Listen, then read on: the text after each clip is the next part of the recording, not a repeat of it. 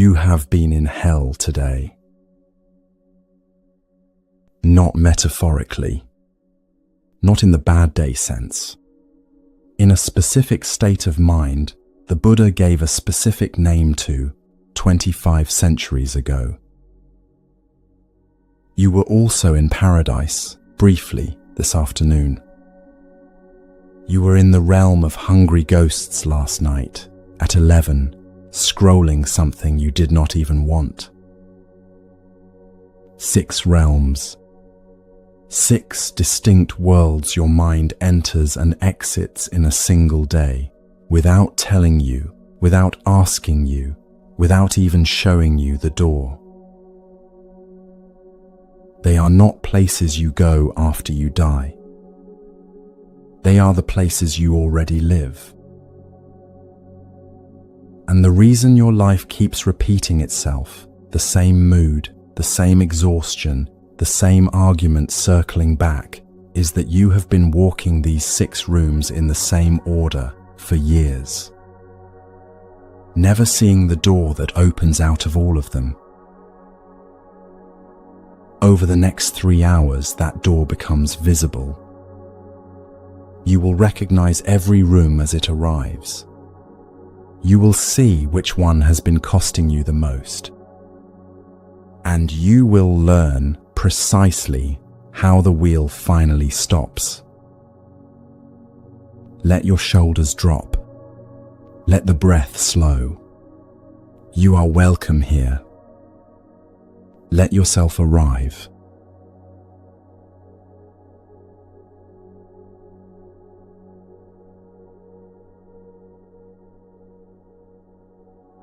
Think back to last Tuesday, or the Tuesday before, or the Tuesday before that. If you place them beside each other in your mind, something strange appears. The kitchen might have been a different kitchen. The people might have been different people. The thing on your screen might have been a different thing. But the mood is the same mood. The particular shape of your tiredness, the exact texture of the thought at 6 in the evening, the specific way your jaw sets before you open the fridge, those are identical. They have been identical for a long time. This is what you have been trying to name. You have spent a great deal of energy assuming this is your problem, that something is wrong with you, that with a better job, a better partner, a better morning routine, a better sleep tracker, a better meditation app, the loop would break. You have moved cities for this belief. You have ended relationships for this belief. You have started and abandoned more than one regimen for this belief. Some version of it has been guiding your decisions for years. It is not true. What you are experiencing is not a personal defect. It is what an unawake human mind does. Every unawake human mind. Everyone you have ever met, everyone you have ever admired, everyone who seems to have it figured out, all of them are inside the same mechanism. Some know it, most do not. Almost none of them can stop it just by trying harder. The cleverest people you know have tried. They have read the books. They have done the retreats. They have sat across from therapists who were very good at their job. Some of them now function beautifully inside the wandering. A functional life inside the wheel is still the wheel. Even ease, even competence, even gratitude. When they happen inside the wandering, they are the wandering in a different key. 25 centuries ago in northern India, a word arose for this exact mechanism. The word is samsara. It is often translated as reincarnation. That is not what it primarily means. It means wandering on. The wandering is not only between lifetimes, it is between states of mind. Moment to moment, hour to hour, year to year, the same mind producing the same states, because nothing has yet interrupted the production. You have been wandering on since breakfast. Here is the thing the wandering is very good at. It convinces you that it is you. The same argument at dinner feels like your personality. The tightness at 3 in the morning feels like your biography. The restlessness at 6 in the evening feels like your whole life. None of it is who you are. All of it is the wheel wearing your face.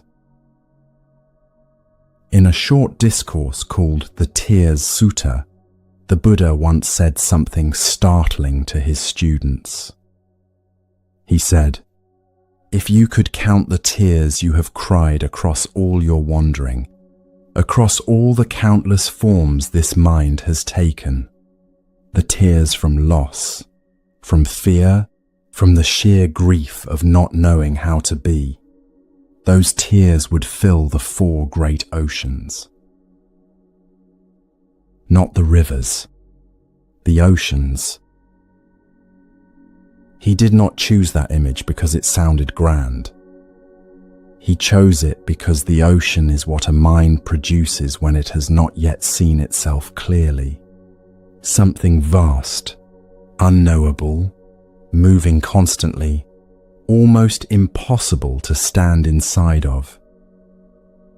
You have been swimming in it. You have been swimming in it for longer than you can remember. Tonight the ocean is finally being given a name. It is meant to stop you. It is meant to make you set down whatever you were carrying when you heard it, and say, "This cannot be mine alone." And it is not. The wandering is the human inheritance.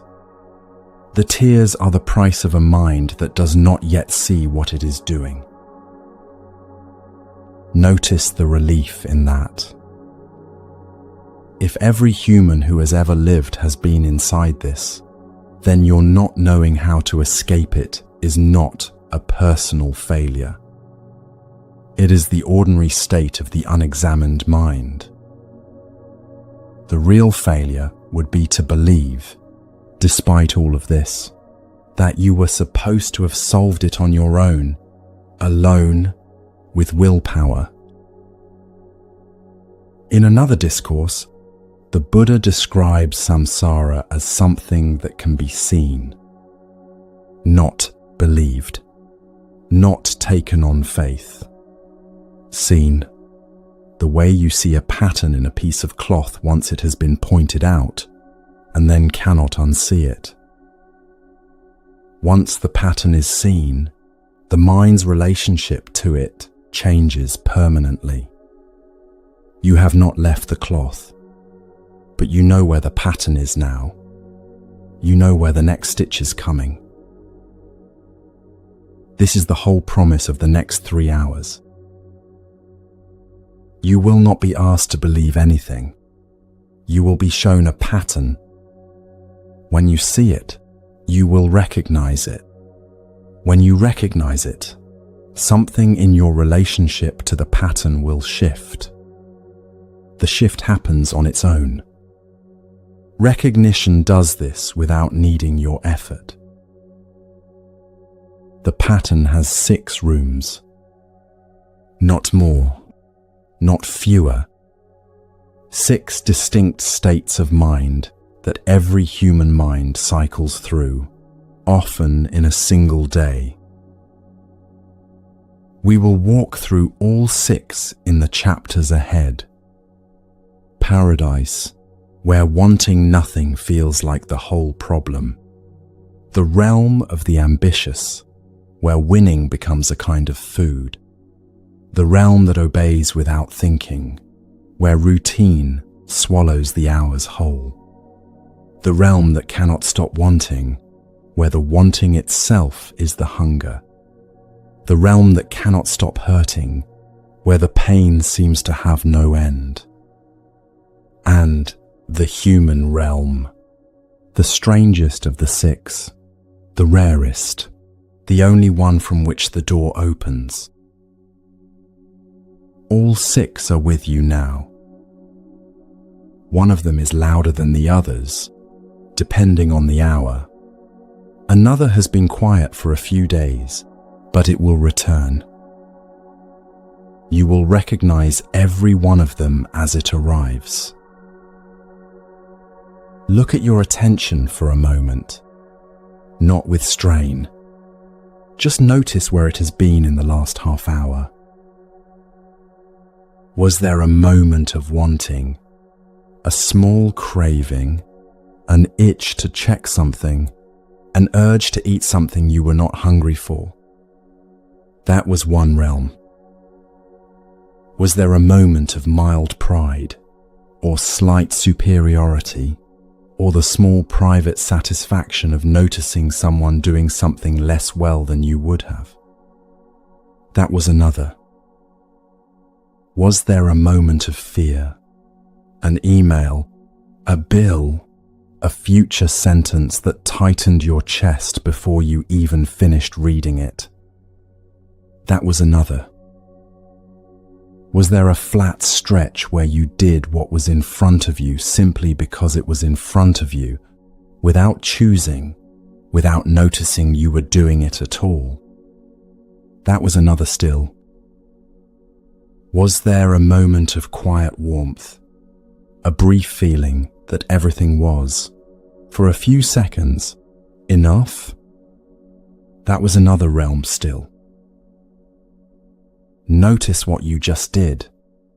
You moved through 5 distinct states of mind in about a minute, without knowing you were moving, without deciding, without noticing the transitions.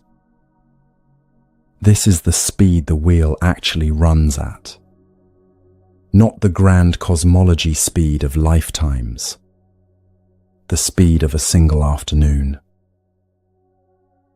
You have been wandering since you sat down, without telling yourself, without tracking any of it.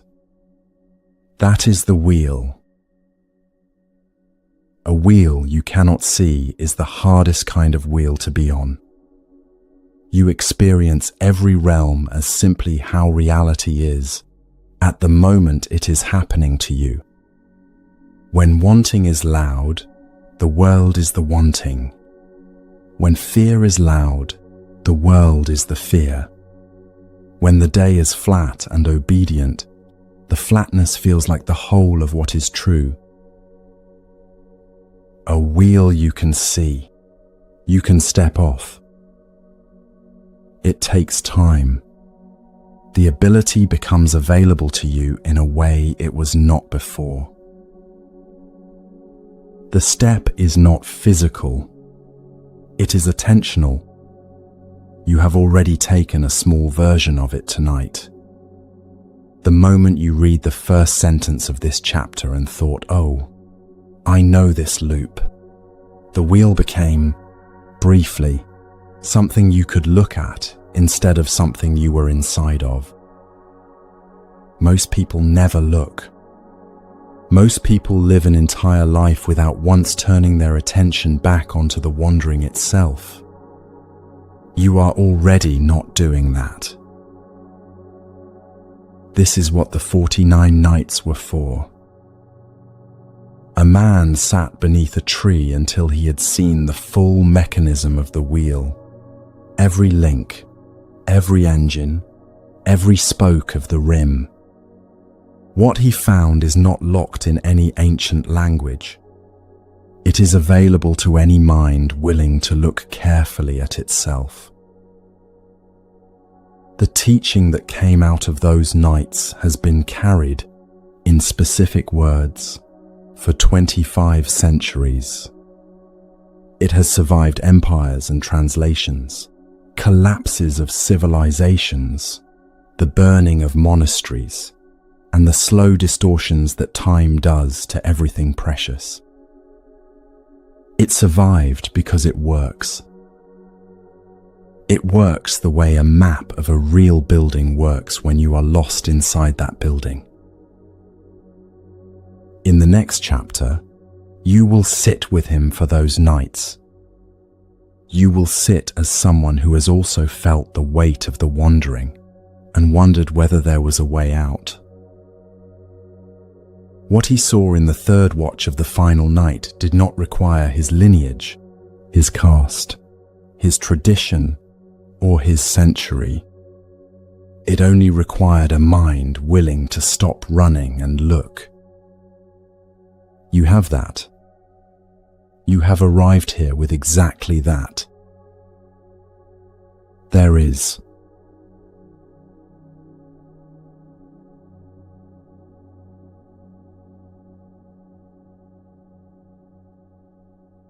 Imagine a particular evening, a long time ago. The season is late spring. The air is heavy with the kind of warmth that holds the smell of the river. A man in his middle 30s is sitting beneath a fig tree on the eastern bank of the Neranjara, in a place that will later be called Bodh Gaya. He has been seated since before sundown. He has decided, quietly, that he will not rise again until he has seen clearly what keeps the mind turning through its own suffering. He does not know how long it will take. He has not told anyone. His legs will fold under him for 49 nights. What he sees in those nights is not a vision. It is not a revelation from somewhere else. It is what the mind looks like when it finally stops running long enough to see itself work. The texts describe the awakening in 3 watches, 3 movements across a single culminating night. In the first watch of the night, he sees the long chain of his own wandering stretching backward through countless forms. In the second watch, he sees this chain operating in every life around him, the same mechanism, the same production, inside every mind. In the third watch of the night, just before dawn, he sees how the mechanism actually works. Here is what those first 2 watches did to him. They dissolved the last of his belief that any of this was personal. His own chain and every other mind's chain were made of the same material. Whatever he was about to see in the final watch, he knew it would be true for every human who has ever drawn breath. That is the seeing we are here for. The name the tradition gives to what he saw in the third watch is Paticca Samuppada. In English, it is usually translated as dependent origination or dependent co-arising. Both translations are accurate. Neither is the actual experience. The actual experience is closer to this: a sudden, complete, undeniable sight of the gears. The gears are always turning. They are turning inside you right now as you listen. But because they turn at the speed of your own attention, you cannot usually see them any more than a fish can see water. What he did that night was slow his attention down enough to see the water. Here is what he saw. He saw that every moment of suffering the mind produces has a structure, not a moral structure, not a cosmic punishment structure, a functional, mechanical, almost visible structure, like the linkage inside a clock. If one link goes missing, the next link does not arise. If the whole chain is interrupted at any point, the wheel loses its fuel for that moment. The tradition names 12 links in that chain. We will not walk through all 12 tonight. That is the work of another 3 hours, another lifetime, and another tradition's quiet study. We will walk through just enough of the chain to let you see the gears inside a moment of your own day. Begin with a notification on your phone. Your phone is face down on the table. It buzzes once. This is the first link in very ordinary form. Contact. A sense organ meets an object. In this case, your ear meets a small vibration. Contact has occurred. Before you can think about it, something happens inside you. Something is already leaning toward the phone, not consciously. The leaning is happening at a speed below thought. This is the next link, feeling tone. The mind has labeled the buzz instantly as pleasant, potentially interesting, potentially significant, potentially something worth turning toward. Notice, no one decided this. The feeling tone arose on its own, shaped by every previous time a buzzing phone produced something pleasant for this mind. Now watch the next link arise. Wanting. A small, sharp, almost imperceptible wanting to look. The Pali word for this is tanha, craving, thirst. It is the engine of the whole chain. The buzz has become a small thirst. You are not yet holding the phone. The thirst is already formed. And then clinging. The thirst grasps. The mind has picked the phone up in imagination already. Whatever you were doing a second ago has become less real than the phone. The clinging is so fast you do not feel it as a separate event. It feels like just wanting to check. Next, becoming. A version of you has formed, briefly, around the phone. The person who checks. The identity that says, without words, this is the kind of person I am right now, and this is what I do. Finally, birth, and then aging and death. That may sound grand for a phone, but it is precise. A state of mind was born. The checking person pulled into the phone's small world. That state will age. It will decay. It will end when the screen locks again, and another little death of that self will occur. A new link in a new chain will begin the moment after. Count how long that took. 8 links, from buzz to a small dying of the checking self, in somewhere between 4 and 12 seconds.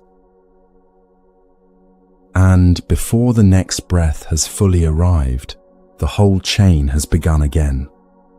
Another buzz, another pleasant tone, another small thirst, another checking self, briefly born, briefly ended. That is one turn of the wheel. You do this thousands of times a day, with phones, with thoughts, with moods, with passing expressions on the faces of the people you love. Every one of those turns is a full chain. Every one produces a tiny version of suffering, even when the buzz was good news. Because every turn ends. Every version of the checking self has to die, and the next turn has to start without it. This is what the Buddha saw in the third watch. Not a theology, not a ladder of spiritual stages. A mechanism. The mechanism that makes an ordinary mind into a factory of small deaths, millions of times over, across an entire life. And then he saw something else. He saw that every link, every single one, is conditioned. Nothing in the chain arises on its own power. Each link needs the one before it in order to appear. Which means, if any link fails to arise, the whole chain for that moment ends. Remove contact. Your phone stays silent, or you are not in the room. The chain never begins. Remove feeling tone. You meet the buzz with a mind so settled that it does not label the sound as anything. The chain collapses at link 2. Remove craving. You feel the pleasant quality of the buzz without reaching for it. The chain collapses at link 3.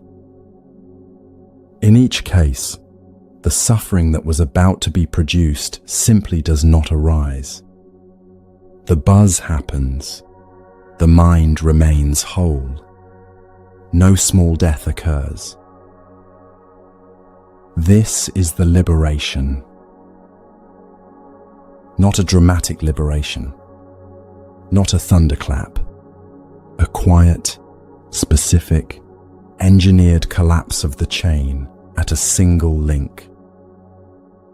One turn of the wheel that does not complete.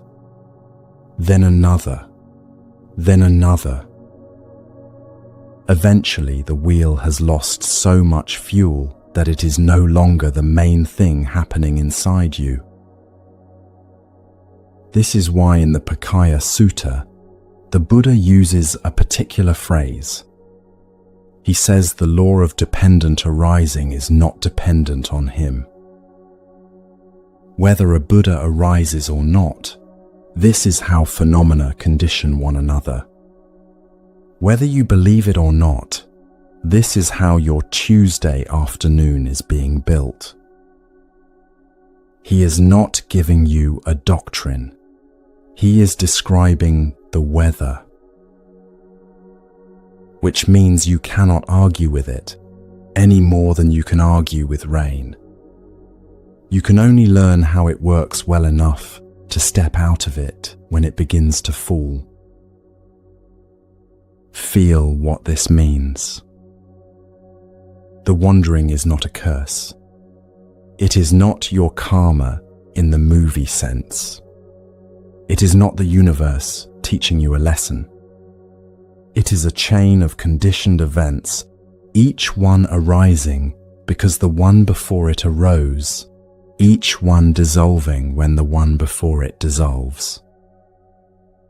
The whole of it is available to clear seeing. Every link is a doorway. You do not need to be the Buddha to collapse a chain. You can do it right now, on the smallest possible scale. Try this, gently. Think of something mildly irritating that happened today. A message you did not like. A tone of voice. A task you were given that you resented. Notice, inside your body, the place where the irritation still lives. A small tightness in the jaw, perhaps. A slight heat behind the eyes. A shortening of the breath. That is the middle of a chain. Contact happened hours ago. Feeling tone arose. Craving arose. The craving to push the thing away, to be right about it, to explain it to someone. Clinging arose. A self formed around it. The aggrieved person, the one who was wronged. Now, just for this moment, let the craving loosen. You do not have to get rid of it. You only have to stop feeding it. Let the irritation sit where it sits, without chasing a conclusion about it. Watch what happens to the aggrieved self. It thins.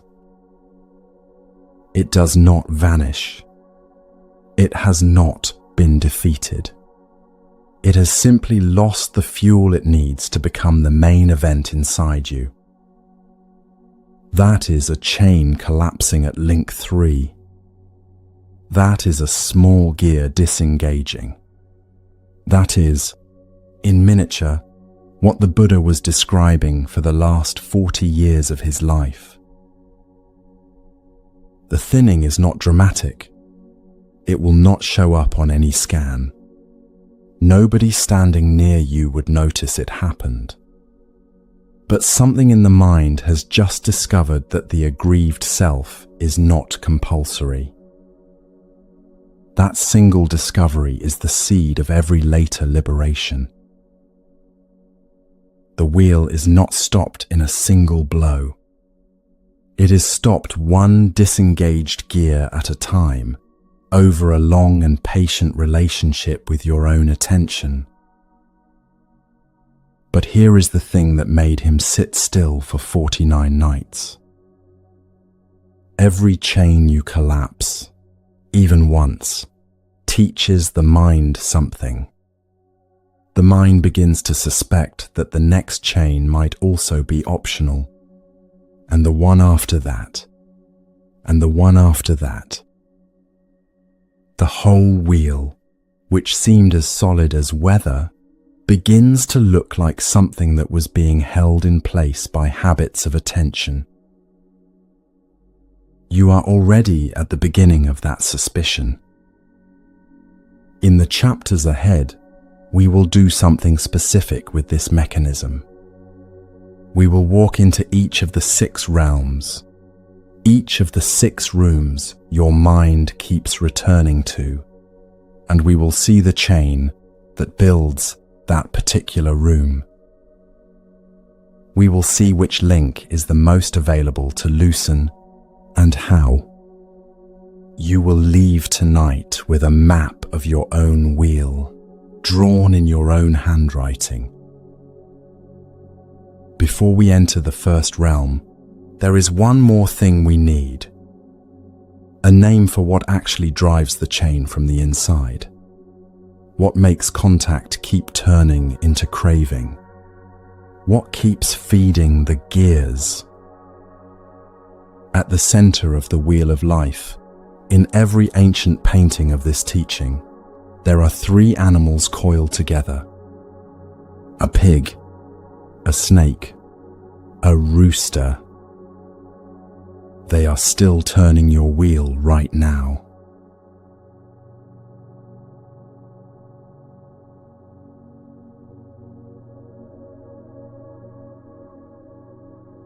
Return, for a moment, to a Tuesday afternoon.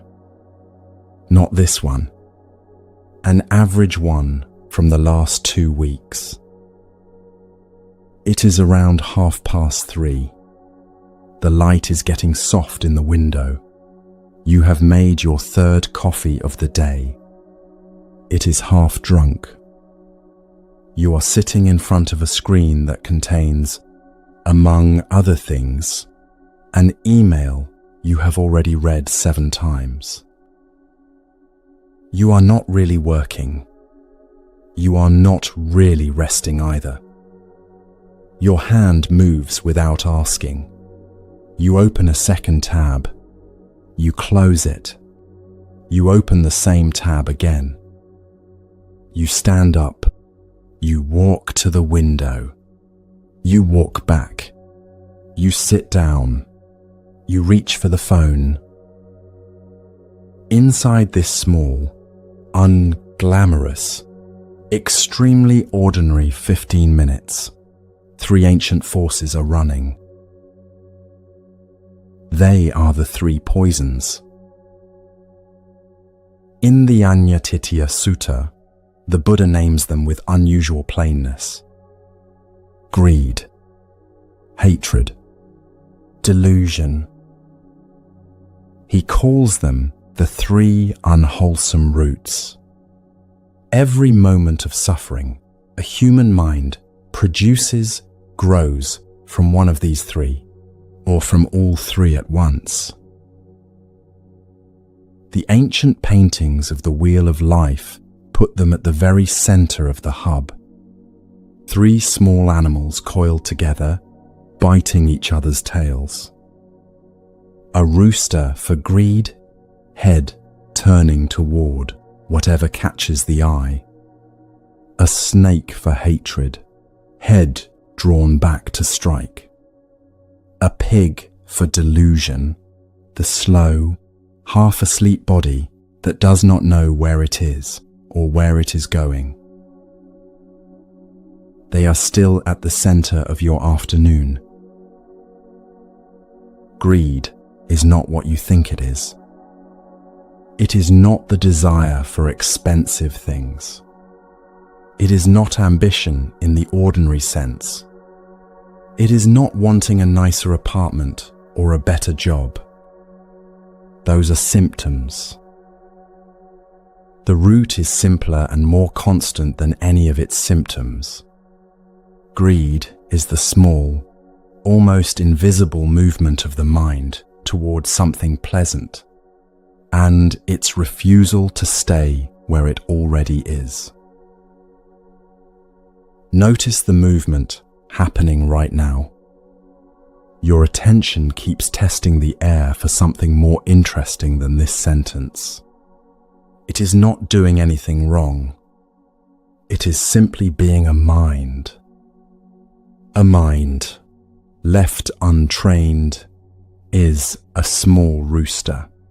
Head turning, turning toward whatever glints next. On your Tuesday afternoon, greed is in the coffee. Greed is in the phone reach. Greed is in the moment you open the second tab before you have finished the sentence in the first tab. Greed is, at its most ordinary, the inability to be where you actually are. It is exhausting. That is the thing the tradition noticed early. Greed does not feel like pleasure. It feels like a kind of hunger that will never tell you what it is hungry for. Chasing it is what most people mean when they say they are tired. The second poison is hatred, and the English word is misleading. You do not have to hate anyone to be under its influence. The Pali word covers a much wider range. Aversion, resistance, resentment, the quiet turning away from anything that makes you uncomfortable. On your Tuesday afternoon, hatred is in the 7th reread of the email. Each reread is the mind sharpening its argument against something. Hatred is in the decision to scroll instead of feeling whatever is actually underneath the restlessness. Hatred is in the tone you used at dinner the night before, which you have now replayed 3 times in your head and made a little worse each time. It is not loud. Most of the hatred in a modern life is not loud. It is the subtle tightening around whatever we do not want to feel. It is the snake coiled quietly around the chest. The tradition is very clear about what hatred does. It narrows the mind. It shrinks the range of what the mind can perceive. When aversion is loud, there is only one thing in the room, whatever it is that the mind is turning against. The light softens in the window and you do not see it. Someone speaks kindly and you cannot take it in. The whole field of your experience has been replaced by a single, sharpened point.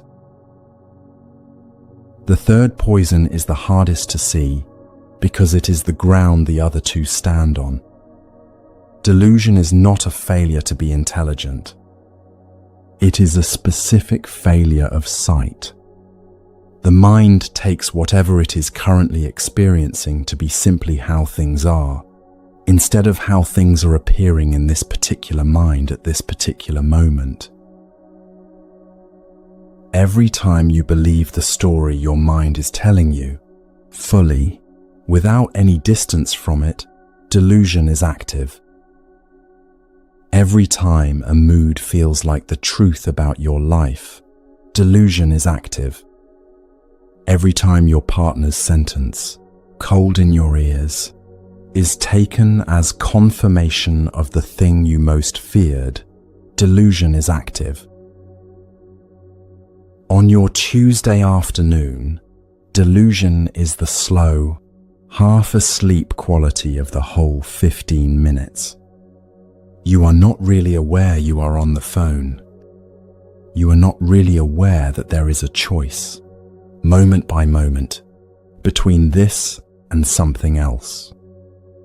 You are the pig in the painting, eyes nearly closed, body moving out of long habit, following the scent of whatever the last craving picked up. The Itivuttaka places delusion first of the three, in the sense that both greed and hatred depend on it. Without delusion, greed has nothing to pursue, because the mind would see clearly that nothing external can fill it. Without delusion, hatred has nothing to fight, because the mind would see clearly that whatever is in front of it is passing anyway. Delusion is what keeps the other two running. In another discourse, the Nidana Sutta, the Buddha puts it even more practically.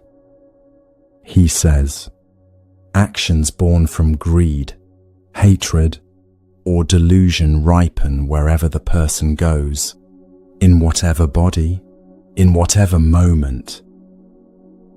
You cannot outrun an action planted in these three.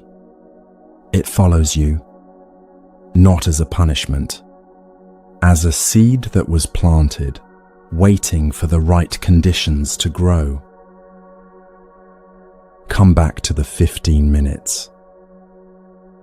In a single afternoon, you have felt all three. The rooster was in the phone reach. The snake was in the email reread. The pig was in the slow blur of the whole thing. They were not three separate forces behaving in sequence. They were three aspects of a single disturbed state, turning like a small storm behind your ribs. This is what the Buddha meant by calling them the three roots. They grow together. They feed each other, and they are almost always active at once. In the Dhammapada, he gave the clearest possible line about their character. There is no fire like lust. There is no grip like hatred. There is no snare like delusion. Take each one slowly. Lust burns. It is hot, fast, and leaves you scorched and still hungry. Hatred grips. It is clinging, tight, and refuses to let the object go even once the situation has ended. Delusion snares. It is quiet, almost invisible, and traps you by convincing you that you are free to move. These are not theological metaphors. These are descriptions of what happens inside a body when each poison is in charge. This is also why the tradition has spent 25 centuries naming them so carefully. A force that has no name runs you. A force that has a name you can learn to sit beside. And here is where the teaching becomes gentle again. The three poisons are not enemies you need to defeat. They are patterns in the mind, patterns as old as this species, patterns that arose because the mind was trying, in its own confused way, to protect you. The rooster was trying to get you fed. The snake was trying to keep you safe. The pig was trying not to be overwhelmed. None of them is evil. None of them needs to be destroyed. They only need to be seen. Seeing loosens them. Naming loosens them. Simply recognizing, in the moment, that a particular force is currently running is the first thing that weakens its grip. Not because recognition is a magical technique, because the poisons only function when the mind is fused with them. The moment the mind sees them clearly, the fusion breaks. Try it in miniature. The next time you reach for the phone when you did not mean to, name it silently to yourself. Rooster. That is the whole practice. You do not have to stop reaching. You do not have to scold the mind. You only have to name the pattern that is currently turning. Watch how the reach changes when it has been named. Something small but real loosens. The next time you catch yourself rereading a message you do not want to reply to, name it. Snake. The next time you notice you have been scrolling for 20 minutes and have no idea what you saw, name it. Pig. That is the practice. Small, silent, repeated over hundreds of afternoons, until naming becomes automatic and the fusion never quite fully forms. These three forces turn the wheel, and the wheel has 6 rooms. 6 states of mind a person can wake into on any ordinary Thursday.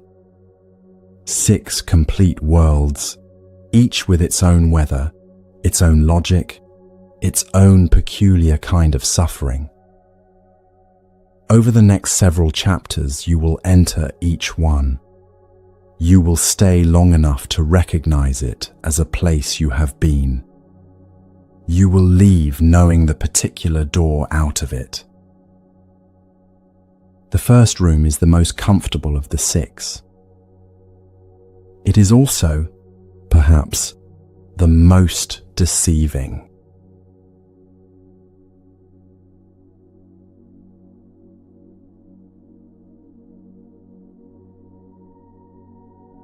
There is a particular quality to the afternoon when nothing is wrong. The coffee is the right temperature. The message you were dreading never came. The sun is slanting through the window the way it did when you were 14, when summer felt endless and Monday was a word that had not been invented yet. This is the first room. The Buddha gave it a simple name, the realm of the Devas, the God realm. He meant a state of mind you have entered many times, for short stretches, without ever naming it. It is the room where the edges of wanting go soft, where the body has enough, where the mind, for a little while, stops counting. Notice the bodily signature. The shoulders have dropped a 1/4 inch. The jaw has remembered there is no reason to clench. The breath reaches a little deeper than it did an hour ago. There is a faint warmth behind the ribs, as if some small furnace has finally been fed. You visit this room on the Sunday afternoons when the week's work is done and the week's dread has not yet started. You visit it for 90 seconds after a good meal, before the next thought arrives. You visited it this morning, perhaps in the shower, that small stretch where nothing was being asked of you. You visit it in the car, sometimes at the red light before the green, when a song you had forgotten comes on, and for 30 seconds you are 14 again. The God realm is the softest of the 6. It is also the most deceiving. Here is what the Buddha saw. The mind in the God realm forgets something. It forgets that this state will end. Ask the person in the soft afternoon, is this permanent? They will laugh and say, of course not. Yet underneath the answer, in the place where the mind actually lives, a quieter belief has settled in. This feeling, this ease, this version of Sunday, this is the real one. The other hours, the anxious ones, the tight ones, the rooms that came before, those were the aberration. This is how it should be. This is how, eventually, it will stay. That quiet belief is the poison at the center of the room. The Pali word for it is mana, the conceit that takes ease and calls it a destination. It is subtler than what we usually mean by conceit.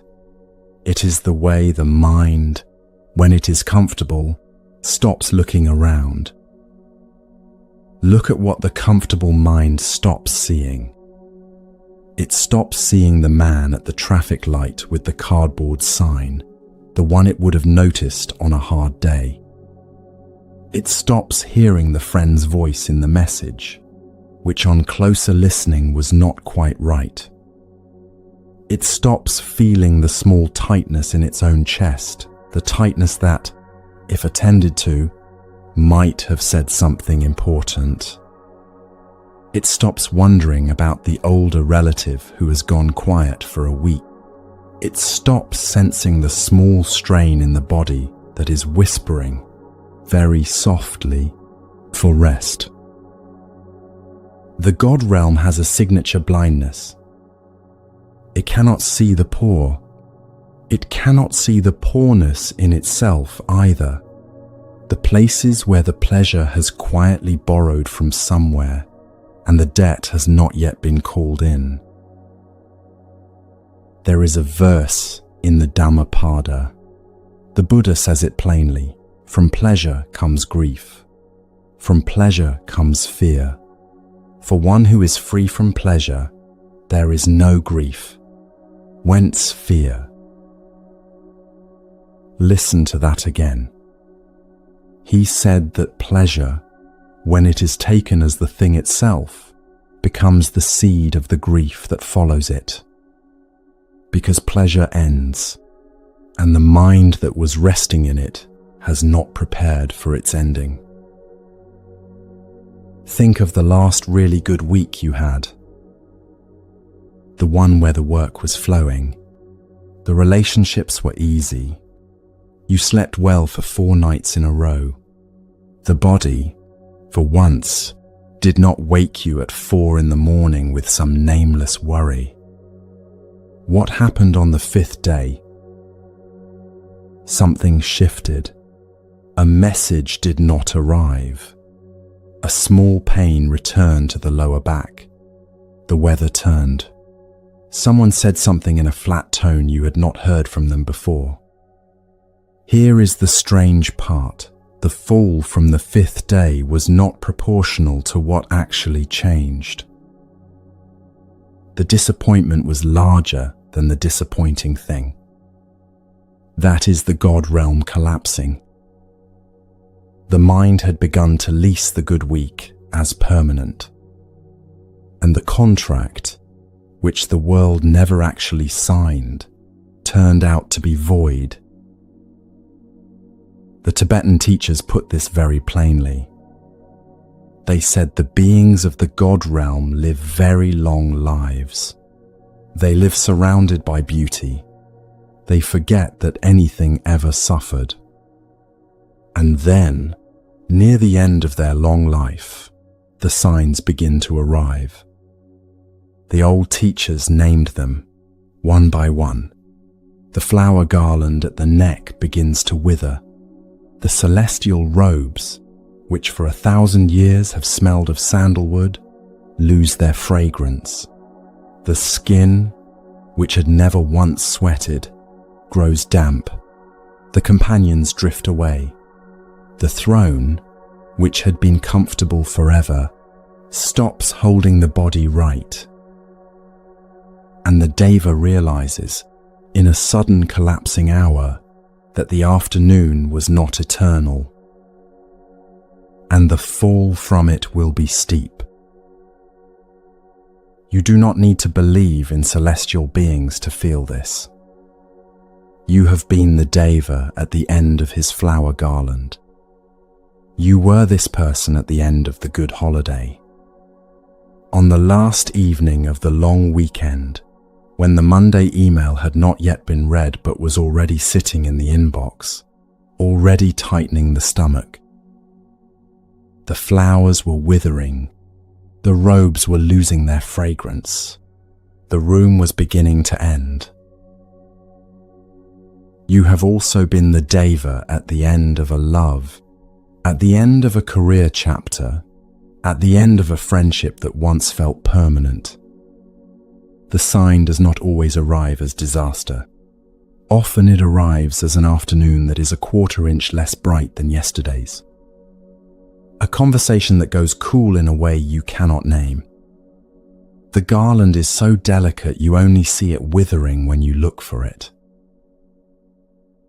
What does the practitioner do in this room? The practitioner stays. The teaching asks for something quieter than refusal. Ascetics refuse pleasure, starve themselves of ease, distrust every soft afternoon. The Buddha walked that path for 6 years and rejected it as useless. He ate 1 grain of rice a day, they say, until his spine could be felt from the front of his belly. And he found that the starving mind is no closer to freedom than the satisfied one. The practitioner stays in the room and they see it. They notice the warmth behind the ribs, and they notice, underneath the warmth, the small quiet belief that this warmth will continue. They see the belief without dismantling the warmth. They enjoy the afternoon without asking the afternoon to be more than an afternoon. This is the practice the Buddha called appamada. The word means heedful, staying awake inside comfort instead of falling asleep inside it. In the Dhammapada, he said it this way: heedfulness is the path to the deathless. Heedlessness is the path to death. The heedful do not die. The heedless are as if already dead. He is describing what happens to the God who sleeps inside his palace. The one who stops noticing, who lets the hours slide by on the belief that nothing will ever be asked of him. The mind that has stopped being present for its own life, because its life is, for a short season, easy. Try something right now, where you are. If the moment you are in has any quality of comfort, the chair is fine, the body is fed, the next hour has nothing demanding in it, notice that. Let it be here. See that it is here. Feel the small places in the body that are resting, the shoulders, the jaw, the space behind the eyes. And notice, quietly, that it will pass. That second noticing is the one the God realm forgets. When both are held at the same time, the enjoyment and the ending, the room becomes safe. The pleasure can be received without the debt being accumulated. Because the mind has stopped pretending the pleasure was earned forever. The mind that cannot see its own ending is the mind that will fall hardest when the ending arrives. And the ending always arrives. The Sunday becomes Monday. The holiday has a last day. The good year has a December. The healthy body, eventually, has a morning when it is not healthy any longer. The soft afternoon has an evening that begins to cool, and then a night. There is one more thing to see in this room before we leave it. The God realm shows up at every scale. Whole cultures live there. Whole decades live there. A city at the peak of its prosperity. A company in the year before the market turns. A generation that has forgotten the wars of its grandparents. A body in its early 30s, still untouched by any serious illness, convinced somewhere underneath that the body will always be this. They are all, for a while, in the first room, and they are all, for a while, blind in the way that room makes you blind. This is diagnosis. When you find yourself, or your family, or your country, in a soft season, do one thing. Remember that seasons end. Then enjoy the soft season without clutching at it. Let the tea be hot for as long as it is hot, and let it become room temperature when it does. That is what a heedful life looks like. So the first room is not a room to flee. It is a room to stay awake inside of. You have visited it today, probably, for some minutes. You will visit it tomorrow. When you do, try this. Let the pleasure be real and let it be ending. Both at once. That is the beginning of freedom from the first room. The practitioner notices, with kindness, that the petals are already falling. And then, having been a god for an afternoon, they are ready to see what happens in the next room. Because the second room is very close to this one. It begins the moment the pleasure in the first room meets someone else's pleasure, and the mind, which a moment ago was at ease, begins, very quietly, to compare.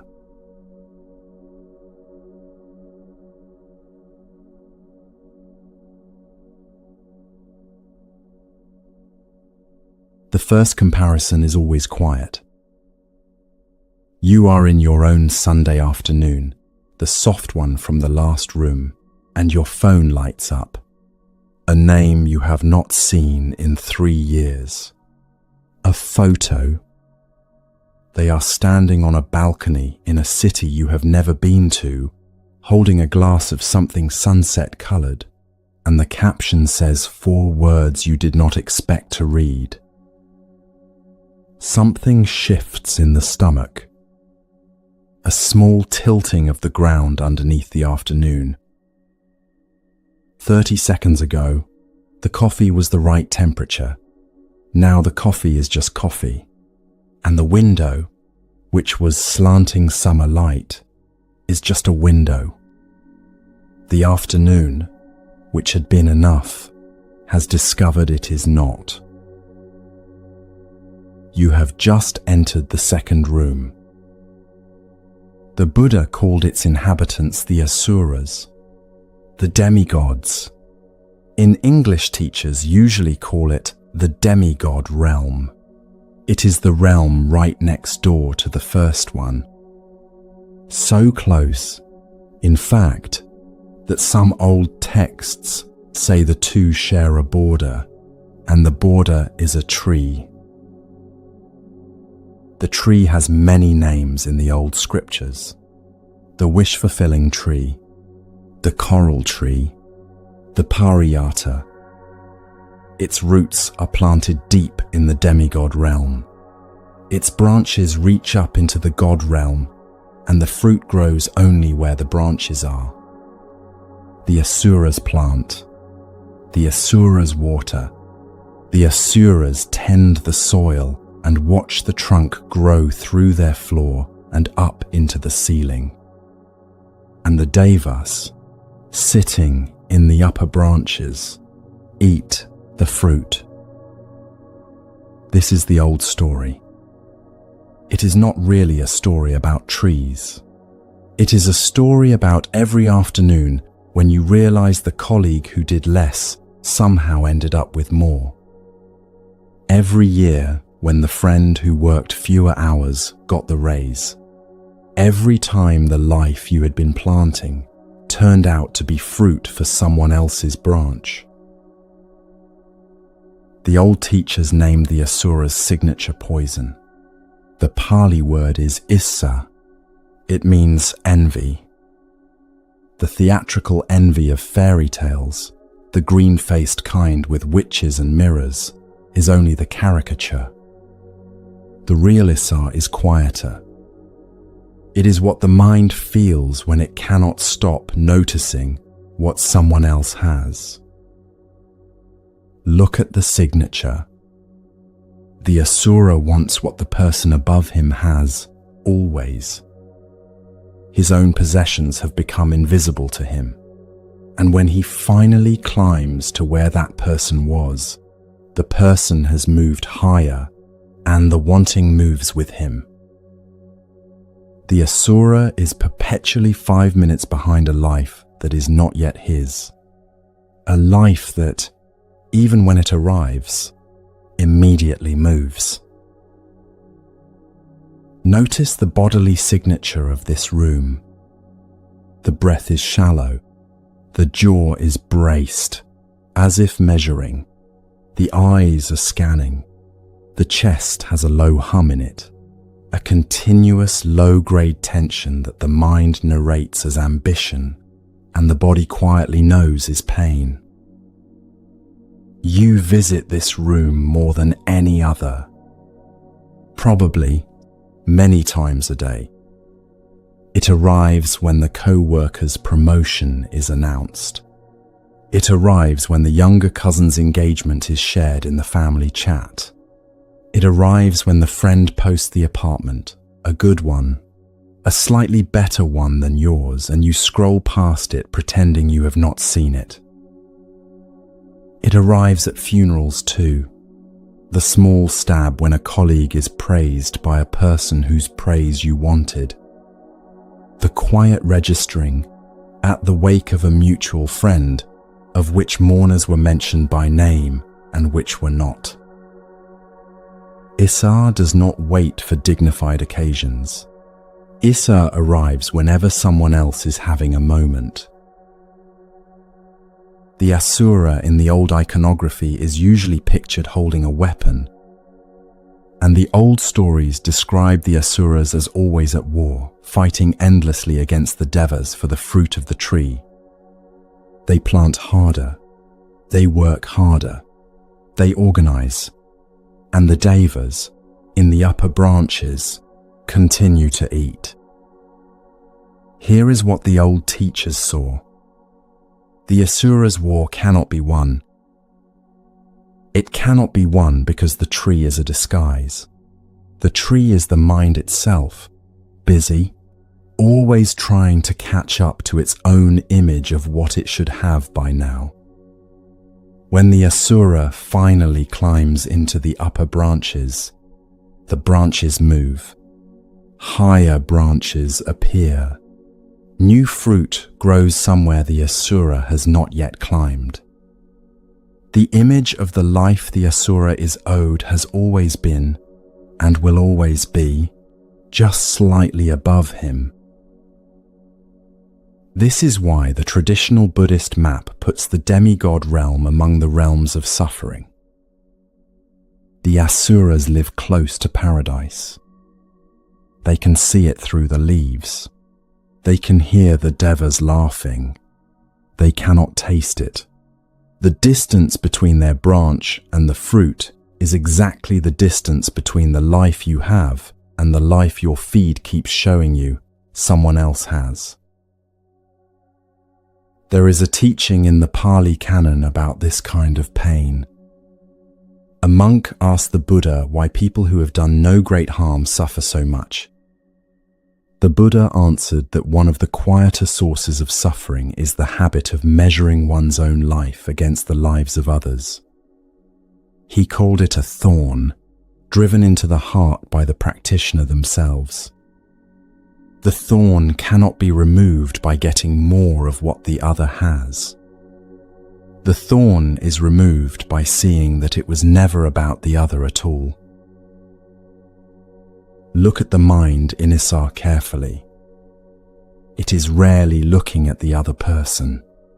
It is using the other person as a mirror that shows the mind what it does not yet have. The suffering is entirely in the mirror. The colleague's promotion becomes the measurement of your own standing. The cousin's engagement becomes the calendar against which your own years are audited.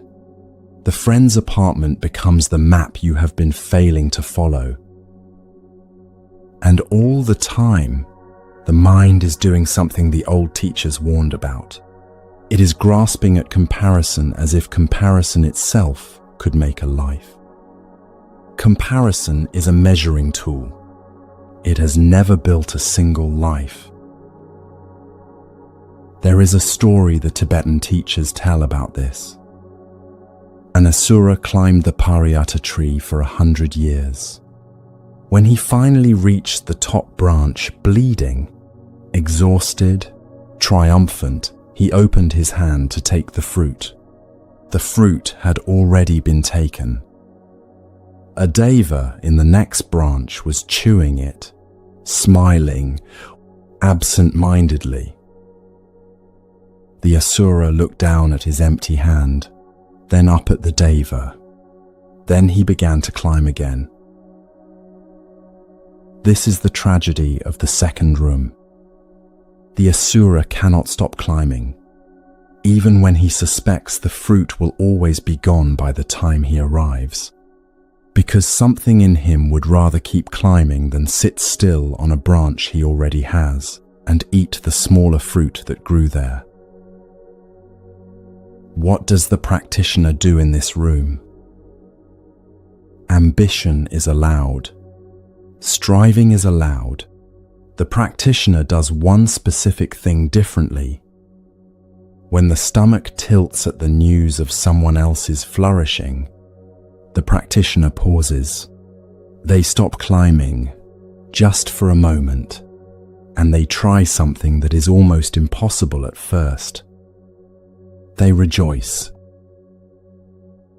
The Pali name for this practice is mudita, sympathetic joy. It is the practice of feeling, in your own chest, the warmth of the other person's warmth. The mind that was tilted by the photo on the balcony can learn, slowly, with practice, to see that photo as a gift. The wound was never in the photo. The wound was in the measuring. When mudita arrives, even for 1 second, the tree disappears. There is no contested fruit. There is no upper branch. There is just one person's good moment, received by another person without measurement. The second room empties out. Both rooms empty out, because the whole architecture of comparison was holding them both up. Try this, quietly, with the next person whose good news tilts you. Before the mind starts measuring, say one sentence inwardly. May their good thing be genuinely good for them. Just that. Do not make it larger. Do not attach a prayer. Let the sentence be, and notice what happens in the chest. Something loosens the first time you do this. Something surprising. The body rebels for half a second because the body is used to the adrenaline of comparison and experiences its absence as a small withdrawal. And then, underneath the withdrawal, a second feeling arrives. A small warmth. The body is actually made for this. The heart opens. The chest warms. The measuring stops, just long enough for the afternoon to come back. The Asura realm does not vanish because you visited Mudita once. You will re-enter this room, probably, before the evening is out. The practice of sympathetic joy is slow. It does not convert the whole mind in one Sunday. It works one small tilt at a time, one photo at a time, one piece of family news at a time. The tree is tall, and the climb has been long. Coming down is slower than climbing was. Every practitioner who has walked this path says the same thing about the second room. The fruit you were climbing for was never real. The branch you were already on had fruit that you did not notice. And the piece of the first room, the one next door, has always been available to anyone willing to stop climbing for long enough to taste what is already in their hand. There is one more thing to see in this room before we leave it. The Asura realm shows up at every scale. Whole industries live there. Whole nations do. A tech company during its stock climb. A political movement defined by who it is climbing above. A social class spending its decade trying to become the class above it. They are all on the tree. They are all, collectively, watching a branch higher than the one they sit on. And the fruit at the top is always, as the old story says, being eaten by somebody else.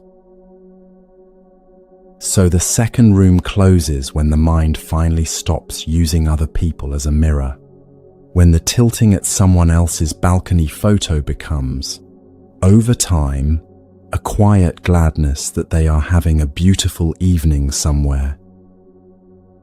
That gladness is the signature of a mind that has stopped needing to be in a different life than the one it is already in. And when the mind stops needing to be elsewhere, something strange happens. The exhaustion of the second room catches up. Every Asura, after years of climbing, is tired. The body has been held at low-grade alarm for so long that when the alarm finally drops, a heavy stillness arrives underneath. That stillness is the doorway to the third room. The third room is what happens when the mind falls exhausted out of the second, when comparison has emptied it out, when the climber sits down at last and does not stand up again. The body goes on autopilot. The hours slide by without anyone at the wheel. The tired mind, having given up the climb, simply begins to obey.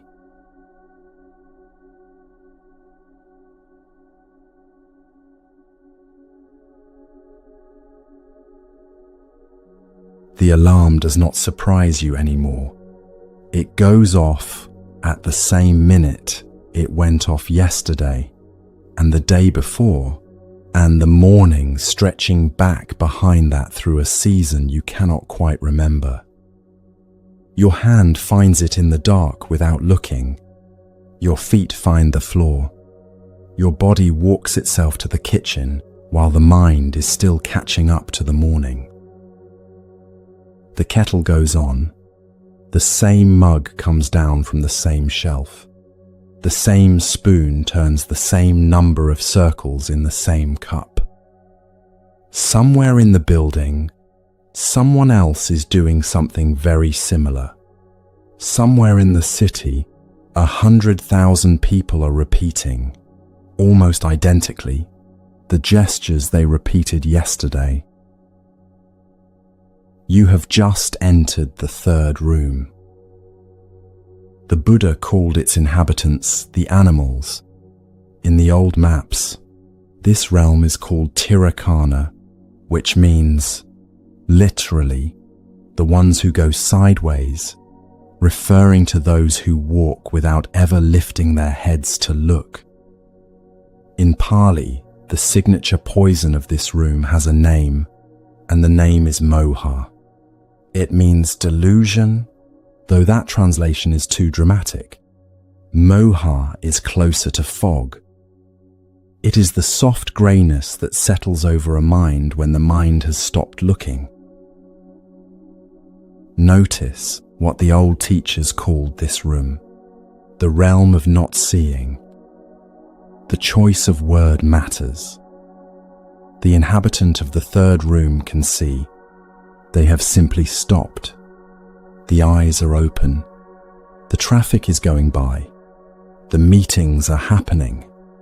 Nobody inside is actually watching. The bodily signature of this room is perhaps the easiest to recognize. There is a certain slackness around the eyes. The shoulders have found a position and stopped moving. The breath is shallow in a particular way, simply unattended. If someone suddenly asks you what you are thinking, you discover, honestly, that you are not sure. The thoughts were there a moment ago. Something was happening. The one who was supposed to be watching had wandered off somewhere, and the day kept going without a witness. This is how most adult life gets lived. The commute, the inbox, the 3 specific sentences you say to the barista every morning, the particular route your feet take across the office floor, the hand reaching for the phone the moment a queue forms at the supermarket. The body has learned, over many years, how to handle the outer shape of a day without requiring the mind to attend. And the mind, relieved of its duty, has taken a long nap. At 7:52 on a weekday morning, a subway car slows into a station. The doors open. 40 people get on. Almost every one of them is looking at the same object, the same rectangle of light held at the same angle in the same hand. No one is speaking. No one is looking up. The car accelerates, and 40 minds are carried forward together inside the same fog, each thinking they are alone in their own head. This is a photograph. The mind in the third room is the mind most human adults wake up inside on most days. If the Buddha were sitting on that train this morning, he would understand. He lived inside this fog himself for the first 35 years of his life. He named this room precisely because he knew how much of a life gets lived inside it. The old texts name this state of fog as the primary trouble. In the 12-link chain of suffering the Buddha described, the very first link, the one that begins the whole turning wheel, is called avijja. Avijja means not knowing. not seeing, the original absence of attention. Every other suffering on the wheel grows from this first one. The craving, the aversion, the tilting afternoons in the second room, all of them are downstream of something much quieter. The mind simply stopped looking at what was happening. There is a teaching in the Pali Canon that speaks directly to the third room. A wandering seeker named Bahya had been walking for weeks.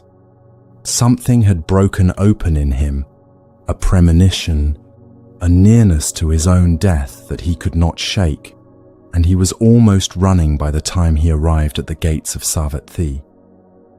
He found the Buddha on his arms round, walking through the morning light with a bowl in his hand. Bahya dropped to his knees and begged for a teaching. The Buddha said now was not the time. Bahya begged again. The Buddha, looking at him for a long moment, then spoke only one sentence. In what is seen, let there be only the seen. In what is heard, only the heard. In what is sensed, only the sensed. Bahya heard it, and something in him woke up on the spot. What did he wake from? From the fog of the third room, from the habit of receiving the world through so many layers of mental rehearsal that nothing ever quite arrives. The birds outside your window this morning, if you are honest, did not really reach you. A commentary about the birds reached you, a faint label that said bird, paired with a background assumption that you have heard birds before and know what they sound like. The actual sound, the specific pitch and length and strangeness of this particular bird on this particular morning, passed through your kitchen without being received. This is the quiet tragedy of the third room. The days do not pass unlived, they pass unwitnessed. Your own wedding, the summer your child learned to ride a bicycle, the last evenings before your father became ill. They all happened. You were there. The one who was supposed to be keeping the record was somewhere else, scrolling, planning, rehearsing. When you go looking for those afternoons in memory afterwards, you find only the faintest outline. And it is not only afternoons that are lost to the fog, it is the people in them.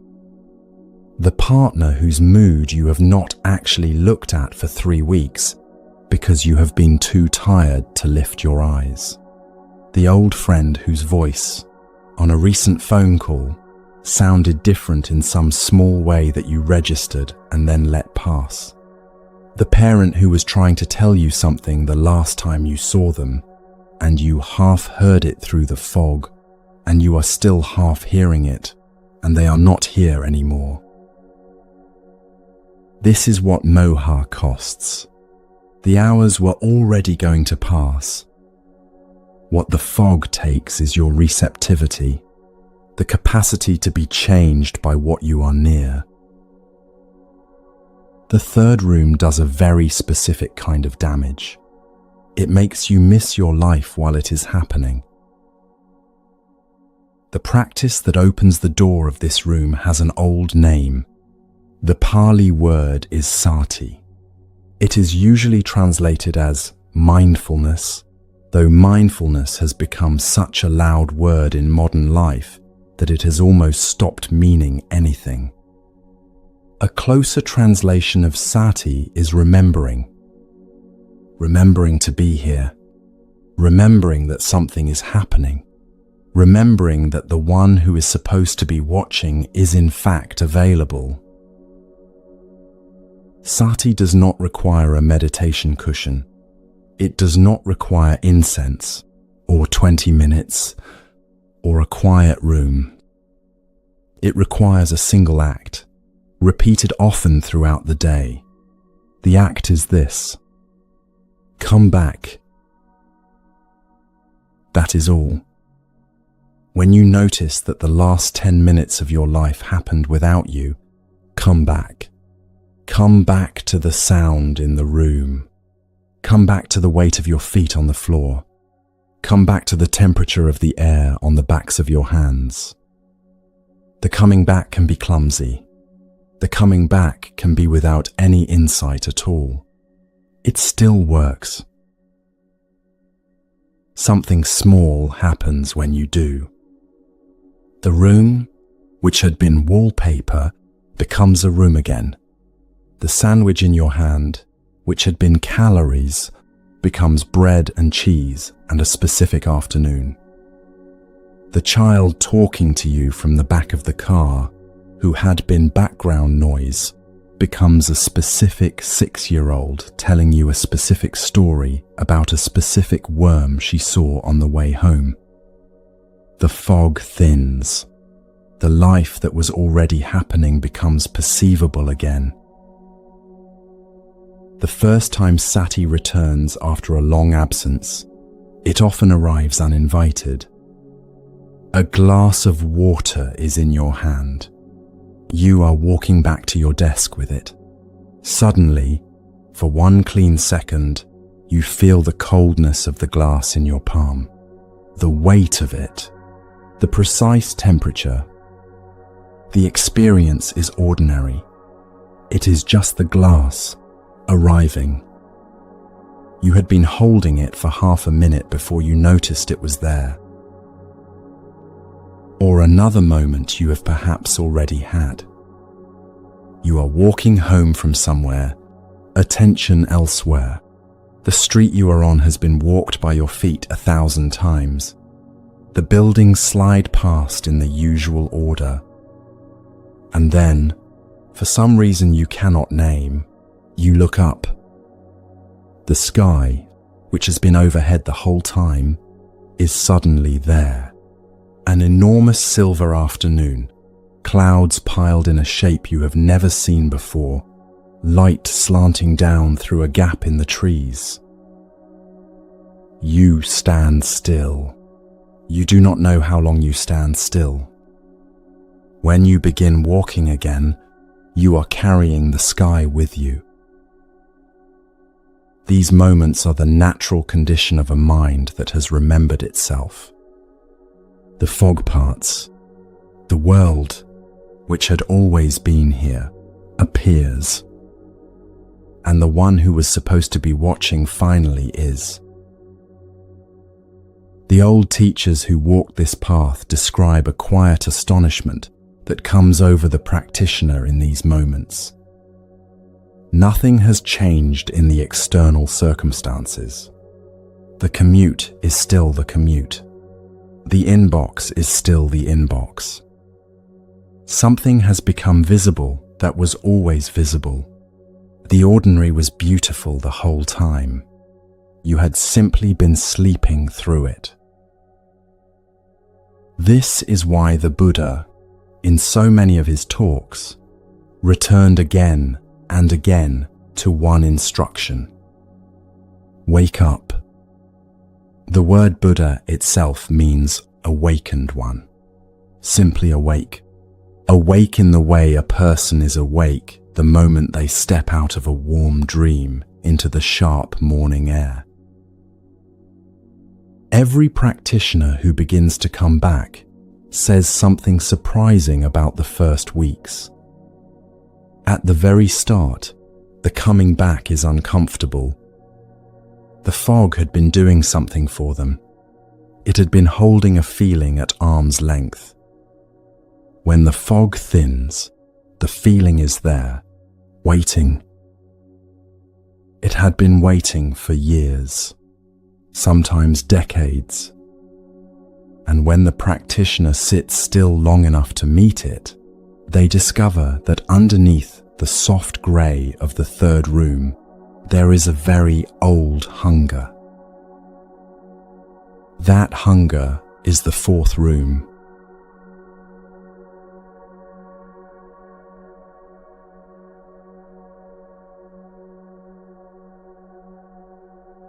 The hunger is quieter than you expected. That is the first surprising thing about meeting it. You had imagined, perhaps, something storm-sized, a great roaring absence that would knock you sideways and announce itself. The hunger of the fourth room is quieter than that. It is a low, continuous ache in the chest, an undertone you did not realize was playing until the rest of the music stopped. The Buddha called its inhabitants the pretas. In English, teachers usually call them the hungry ghosts. They are drawn, in the old paintings, with bodies that do not quite make sense. An enormous rounded belly, a mouth the size of a pinprick, a throat as thin as a needle. They are forever eating. They are forever hungry. The food goes in, or tries to, and somehow the belly never fills. You already know this body. It is the particular feeling you have 8 seconds after the package arrives. The box is on the doormat. You pick it up. You carry it inside with the small, bright thrill that comes from a thing you ordered finally being here. You cut the tape. You lift the object out. You hold it in your hand. And something, almost immediately, has already moved on. Simply on. The attention goes back to the phone. Another tab opens. The next thing to want is already being compared. Compared, added to a list, placed in a cart. The object in your hand, the one you wanted 10 days ago so much that you chose to spend money on it, is being carried to a shelf that already contains several other objects you once wanted. The shelf keeps filling. The want keeps moving. In the old Pali texts, this mechanism has a name. The name is tanha. It means thirst. It is usually translated as craving, though thirst is closer, because thirst is a thing that arises in the body without anyone choosing it, and that is what tanha is. Tanha is older than character. It is the default mechanical churning of a mind that has never been taught how to rest. When the Buddha, in the very first talk he gave after his awakening, named the origin of suffering, he named one single mechanism. He called it tanha. He described 3 shapes that thirst takes.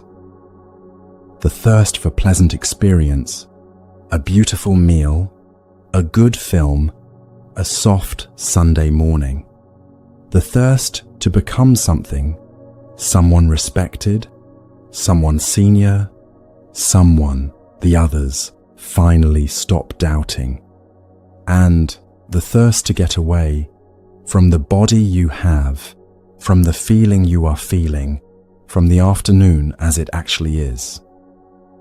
All 3 flavors run through most lives, most days, most hours, sometimes simultaneously. The old image of the hungry ghost was never literal. The enormous belly is the vastness of what the mind wants, a general want that is always underneath the particular ones. The pinprick mouth is the tiny aperture through which real satisfaction can actually enter. The needle-thin throat is the fact that any food you try to send down it, almost none of it reaches the stomach. The bowl is never full because the bowl is the wrong shape. The fourth room appears in every arena of modern life. It appears at the supermarket, yes, and in the shopping cart, and on the fridge, and on the credit card statement. The hunger reaches much further than things. The preter is hungry for recognition, for followers, for the text back that does not come, for the parental approval that is still, at 50, being negotiated for the one compliment from the one person that would finally settle the question of whether you are lovable. It is hungry for the wedding that will finally make the relationship real, for the baby that will finally make the marriage loved, for the promotion that will finally quiet the nerves of self-doubt, for the house with the particular light in the particular neighborhood that will finally feel like home. Underneath every one of these wants, the same low, continuous note is playing, always somewhere else, always something more, never here. The craving moves through objects. Objects are only the shape it is wearing this afternoon. Tomorrow it will wear a different shape, a relationship, a role, a particular version of yourself you have been trying for years to become. And when you finally become it, somewhere in the second week of having become it, the wanting has already left. It has moved to the next ridge. It is waving at you from there. There is a verse in the Dhammapada that describes this. The Buddha said that craving, in an unawakened mind, grows like a creeper. Feed it, and it spreads along the ground, and then up the walls, and then across the roof. Cut off one shoot, and 3 more appear. Give the creeper what it wants, and it grows. Refuse to water it, and eventually it falls away. This is the teaching the practitioner meets in the 4th room. Every acquisition feeds the creeper. Every successful pursuit strengthens the mechanism of pursuing. The difficulty of the hungry ghost is this: wanting has become its entire mode of being alive. You can see this in the specific architecture of a day. Wake, reach for the phone, scroll through other people's highlights, which are curated glimpses of things you do not yet have. A new restaurant opening, a colleague promoted, a friend on a beach in a country you have been meaning to go to. Each of these images quietly becomes, for the mind, another shoot of the creeper. By the time you are in the shower, you are already composing a small list of future acquisitions, none of which you were thinking about when you went to bed. Now comes the discovery the old teachers kept pointing to. The ghost is thirsty, not greedy. That single reframing changes everything. Greed assumes a grasping self who should know better. Thirst assumes only a body in a condition. The body is parched. Of course it reaches for water. The real question is whether the water it is reaching for can actually reach the thirst. And here is what any practitioner who sits still for long enough eventually sees. The hunger arises in the chest before any object appears to blame for it. The object gets blamed because the object is what the attention notices in the moment the sensation is loudest. The sensation was there before the object, and it will be there after. The object is a costume. The hunger is the body underneath. The practice in this room is simple and very difficult. When the wanting arises, do not feed it.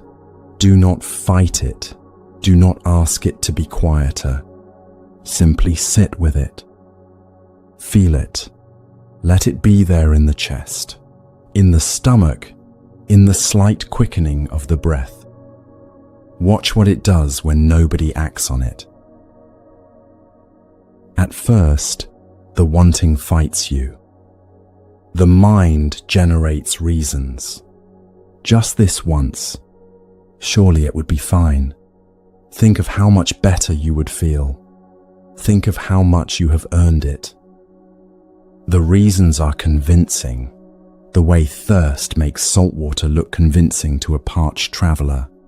If you can stay with the thirst itself rather than chasing its story, something begins to soften.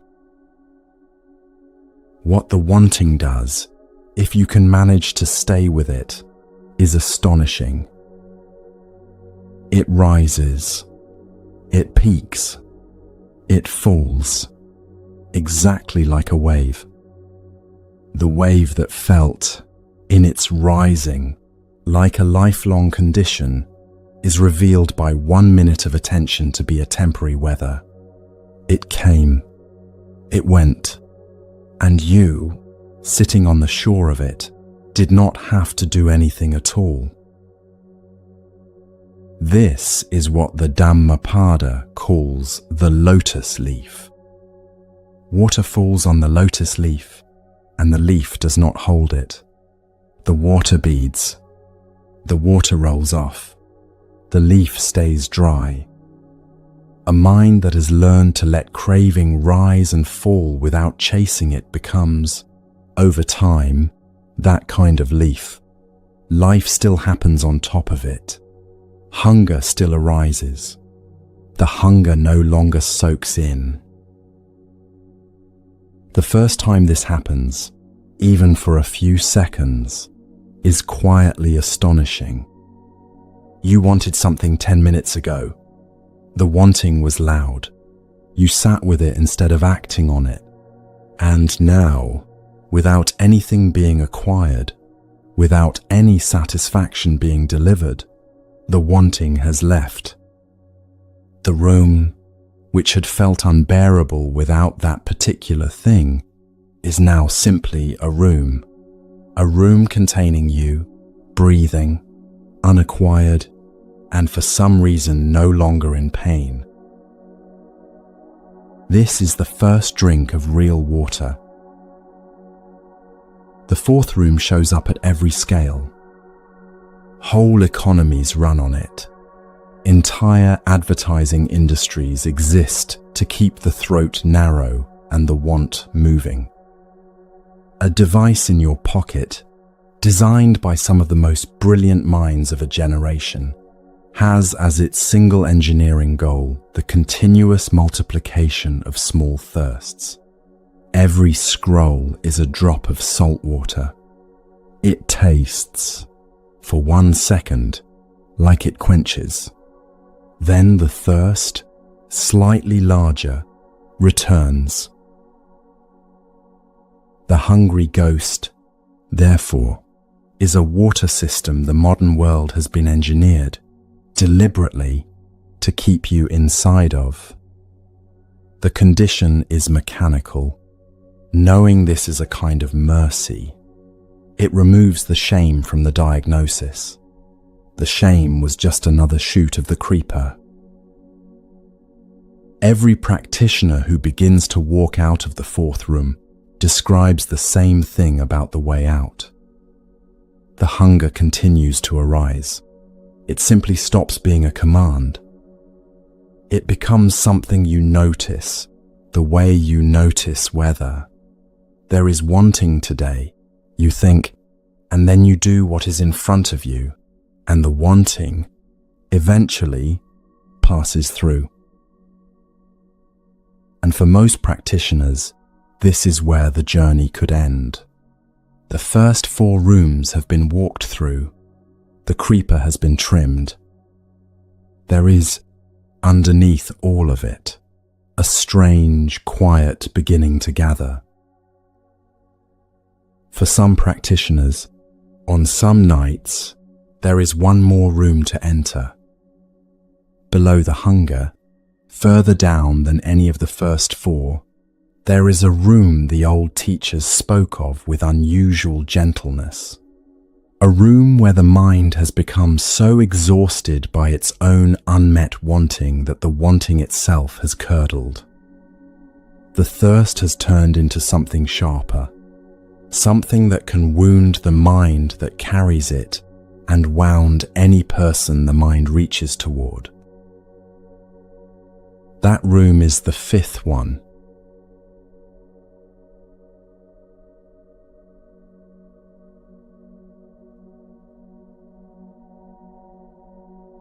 There is a voice you know. It does not arrive as a stranger. It speaks in your own vocabulary, in the cadence of your own thinking, using the private words that only someone inside your life would know. That is what makes it so convincing. That is what makes it feel, when it speaks, like it is telling the truth. The voice tells you what you are. It does so with remarkable precision. It reminds you of the thing you said at the dinner 7 years ago. It replays the moment in the interview when your voice cracked. It lists, in order, the specific ways you have failed the people who trusted you. And it does all this calmly, like a prosecutor who has already won. You have spent years learning the voice's moves. It knows your name. It knows the particular way you embarrass yourself in meetings. It knows the face you make when you catch your own reflection in a shop window and flinch.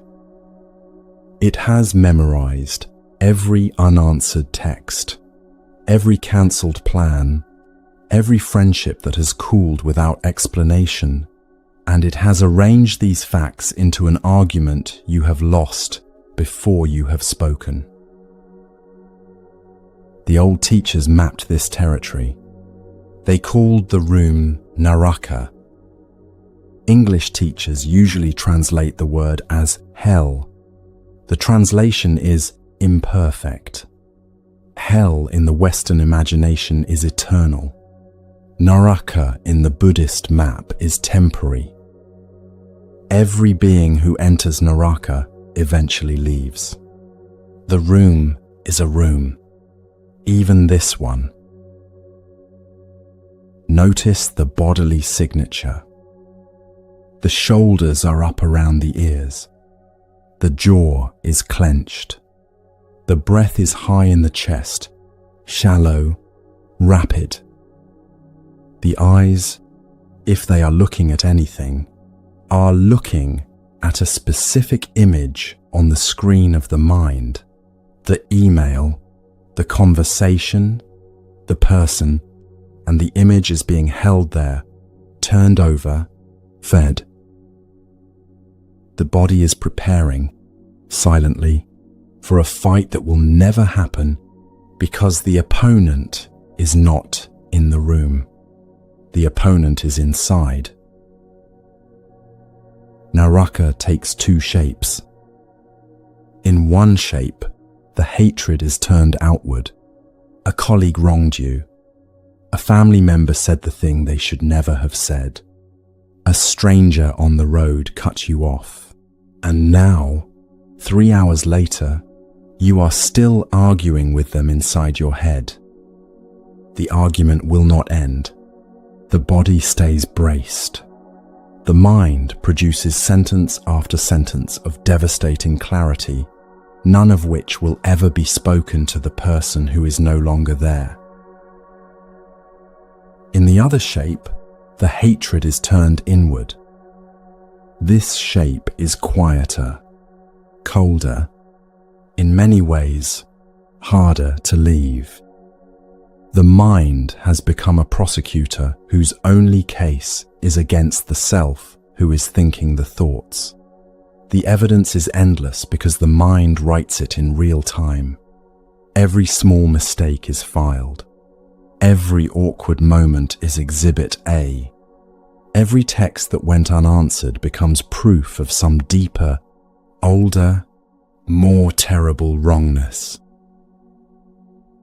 The two shapes often braid.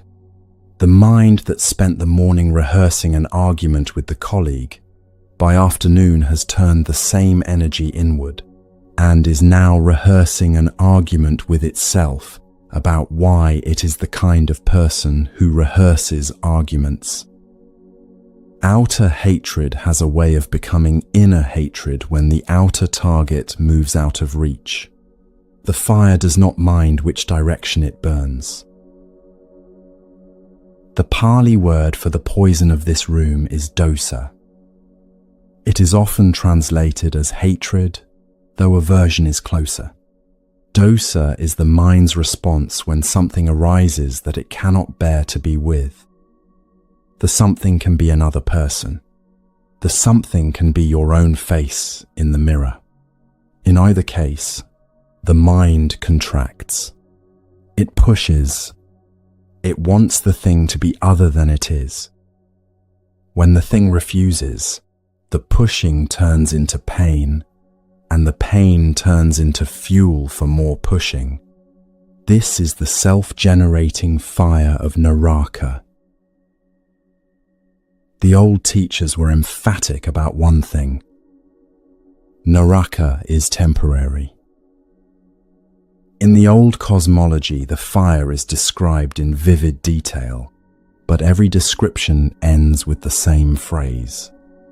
Beings dwell there for many lifetimes, and then the karmic fruit of their actions exhausts itself, and they are born elsewhere. Nothing stays. Not joy, not comfort, not even the deepest contraction a mind can generate.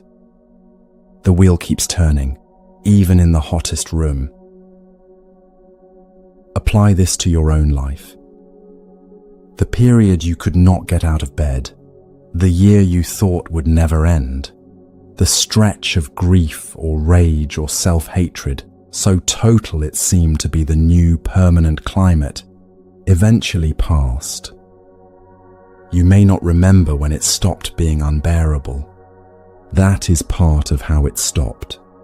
100 small, unnoticed moments added up, and at some point you realized, looking back, that you were not sitting in that same room anymore. The Buddhist teaching here is precise. There is no eternal hell in this map. Every being who enters Naraka eventually exits it, even if only after what felt like forever. In the Majjhima Nikaya, the Buddha describes what happens to those who have lived inside Naraka for what seemed like endless time. He says simply, eventually they too awaken. Eventually they too are born into a realm where kindness can be learned. The door is always somewhere in the wall, even when you cannot see it from where you are sitting. Here is what the practitioner discovers in this room, sometimes by accident. Even in the worst of it, the mind does not generate the voice continuously. There are gaps. A half second when you notice the light on the kitchen counter before the voice starts up again. A breath that goes in and comes out before the prosecution resumes. A moment when you make your tea, and the tea is good, and for 3 seconds the fifth room has no power. Those gaps are the door. They happen all day, not as rewards for advanced practitioners, as the natural rhythm of any mind, even one in the middle of the fifth room. The practice is to notice them, to feel, even for 3 seconds, the difference between the mind that is braced and the mind that is simply breathing. That noticing is already the first breath out. There is a verse in the Dhammapada that speaks directly to the mind in this room. The Buddha said the practitioner should establish kindness first within themselves, before reaching outward to teach anyone else. The order matters. The practitioner who cannot be kind to their own tired mind at the end of a long day cannot be sustainably kind to the child sitting across the table from them. The same practitioner, refusing to forgive themselves for the dinner 7 years ago, is refusing, implicitly, to forgive anyone else for anything. Kindness, the Buddha said, begins at home. The practice the Buddha taught for this room has an old name. The Pali word is metta. It is usually translated as loving kindness, though the truer sense is friendliness. Being toward yourself what a good friend would be toward someone they loved. A friend who, seeing you in the kitchen at the end of a bad day, would not sit down across from you and list your failures. A friend would put their hand on your shoulder. A friend would ask you what you had eaten. A friend would refuse, plainly, to let you continue to be spoken to the way you have been speaking to yourself. Metta is practical. It is a physical rearrangement of how the inside of the skull treats the person who lives there. It can be practiced in one sentence. May I be well. May I be at ease. May I, for this one breath, be allowed to rest from the prosecution. Say the sentence quietly to yourself the next time the voice begins. It will not silence the voice. The first time, the voice has been speaking for decades. Something else will happen. A small softening in the chest, a slight relaxation in the shoulders, the sense that, for 1 second, you have placed yourself on your own side. If you can say the sentence a second time, something else shifts. A small image may arise. The face of yourself as a child.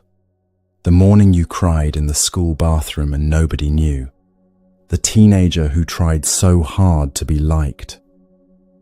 You may find that, in a way you did not expect, you begin to speak the sentence toward that earlier version of yourself. May you be well. May you be at ease. The prosecution stumbles for a moment. The courtroom grows quieter. The judge, it turns out, was tired too. On the days when even the sentence feels impossible, there is something else. A glass of water, drunk slowly. A shower you stand inside of longer than you thought you needed. A blanket pulled up to the chin. The act of feeding yourself something warm. These are metta too. Kindness is in the body before it is in the sentence. The practitioner who does this often enough begins to notice something the old texts describe. The fifth room does not have locks on its doors. The doors were never locked. What kept you inside was the habit of taking the voice to be your own thinking, rather than noticing it as weather. The moment you meet the voice with metta instead of agreement, the door becomes visible. The door has been there the whole time. For some minds, in some seasons, the voice in this room becomes louder than any single practice can reach. The old teachers, asked about such times, spoke plainly. They said a mind in severe pain needs companions. A sangha, a community, a guide who has walked the path. The modern equivalent is the therapist, the doctor, the trusted friend who will sit with you without trying to fix you. The path does not require you to walk the hardest parts alone. The fifth room is impermanent, like every other room on the wheel. The fire burns down. The creeper withers when it is refused. The fog thins when the one who is supposed to be watching finally does. The mountain of comfort eventually stops being a mountain. The private scoreboard empties itself when nobody is keeping score. 5 rooms, 5 conditions, all of them temporary. Above the fire, below the heavens, between the hungry and the hunted, 1 room remains. It is the one you are listening from. The old teachers said something strange about it. Of every billion births across every realm on the wheel, this is the one where awakening actually becomes possible. The reason is balance. The exact proportion of suffering and freedom in this room is the only ratio where waking up can actually take root. And the proportion is here, in this body, in this evening, in whatever you are feeling while these words reach you.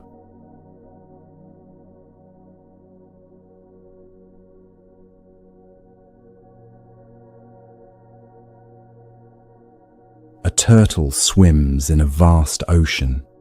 The turtle is blind. It has been swimming for a very long time, and the ocean is larger than any ocean you have seen. It extends in every direction, with no shore and no bottom that the turtle can feel. Once every 100 years, the turtle rises to the surface to take a single breath of air. Then it descends again. On the surface of the ocean, floating somewhere at random, drifting with the currents, there is one wooden yoke. The yoke is small, a simple ring of wood with a single hole in it, just large enough for the turtle's head to pass through. The ocean is so vast that the yoke might be on one side of the world, and the turtle might rise on the other. Once every 100 years, the turtle surfaces. And the question the old teachers asked was this: what are the odds that, on one of those centennial breaths, the turtle will rise with its head passing cleanly through the hole in the yoke?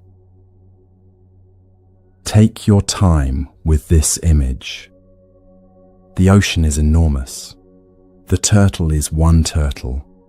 The yoke is one ring of wood, roughly the size of a dinner plate. The ocean does not care about the turtle. The wind pushes the yoke in directions the turtle cannot see, has never seen, would not recognize as relevant. 100 years pass. The turtle takes its breath and descends. 100 more years pass. The breath is taken, the descent begins again. Imagine the slowness of this. Imagine the patience of the turtle, who does not know it is part of a simile. The Buddha used this image to describe the rarity of being born as a human being. Shantideva, an 8th century monk who loved this simile, wrote about it to remind his readers what their lives were. Of all the forms of existence on the wheel, the gods in their soft light, the demigods in their private war, the animals in their fog, the hungry ghosts in their narrow throats, the beings in Naraka in their fire, the realm you have arrived into is the rarest. Why the human realm?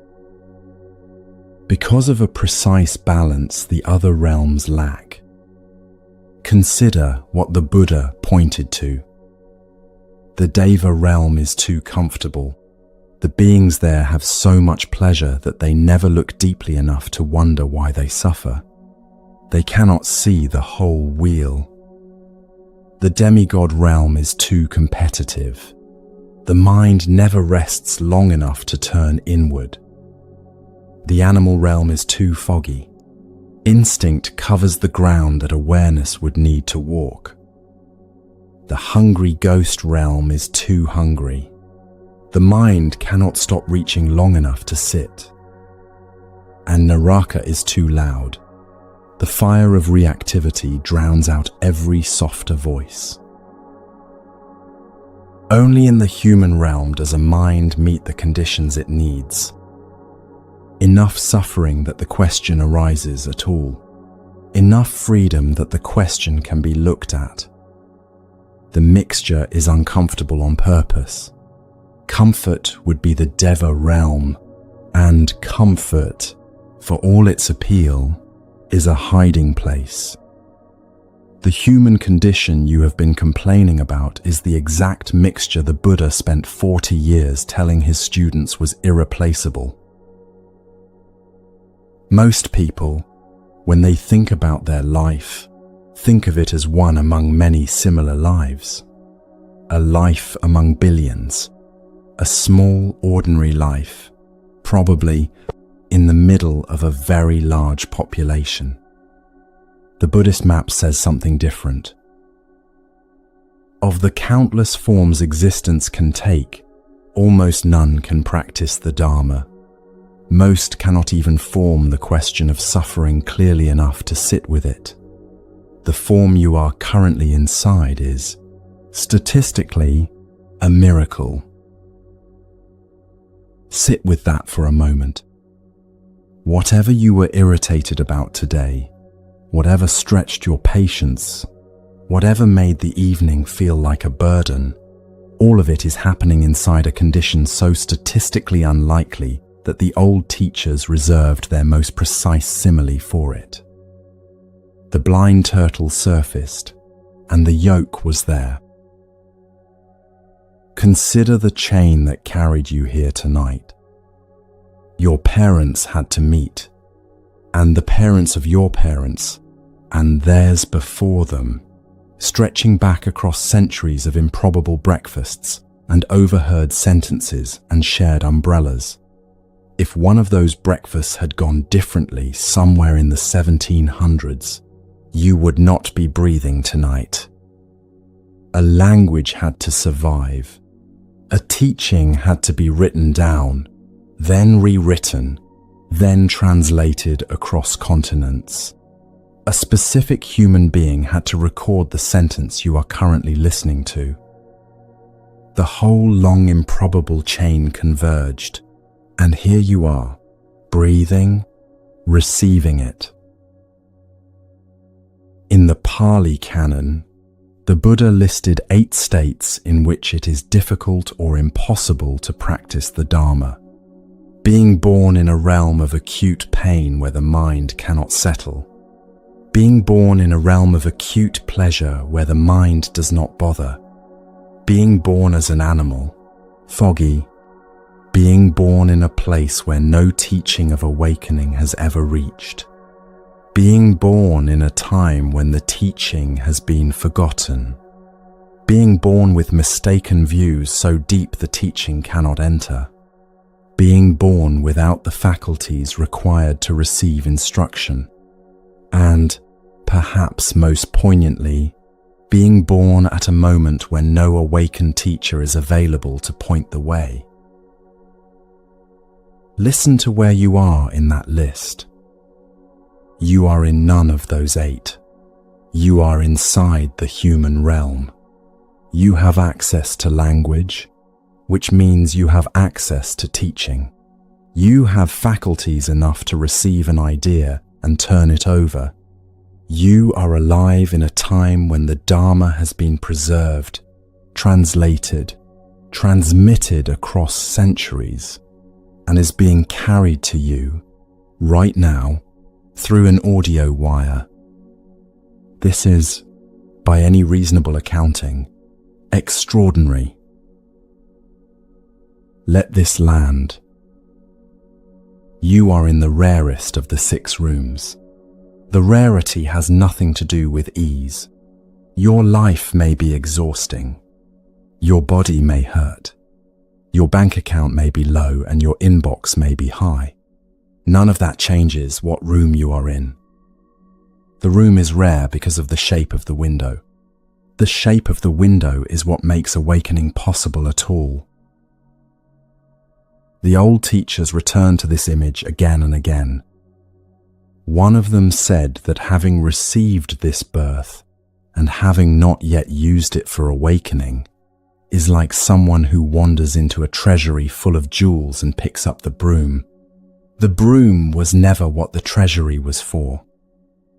The broom, for most lives, is the whole point of the day. Get through it. Sweep the floor. Go to sleep. The old teachers said, gently and firmly, that it is possible to put the broom down for a moment and look around. Perhaps the strangest thing about this realm is what awakening looks like inside it. Awakening does not require a cave. A robe is optional. 20 years of silent retreat may help, and they may not. Many of the Buddha's own students awakened in very unlikely circumstances. Some awakened while hearing a single sentence on the road. Others while washing dishes. One while holding his dying child. The condition for awakening has always been the ordinary human condition, met with a specific quality of attention. Sometimes the recognition happens while you are drying a dish, and the water is falling off the plate, and you notice, for the first time in months, that you are the one doing the drying. The kitchen stays a kitchen. The plate stays a plate. Something else has arrived. An attention that was not there a moment ago. The turtle, without meaning to, has just raised its head. Which means the teaching arrives at a very practical place. Do not wait for a better life to begin.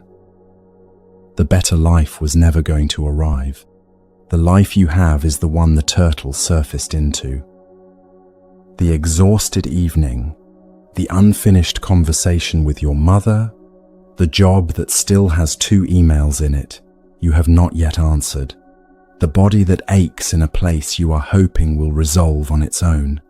This is the yoke, and your head is already through it. Now feel, quietly, what this does to the evening. The cup of tea you are holding is not a consolation for a smaller life you did not get. The cup of tea is the treasury. The lamp is the treasury.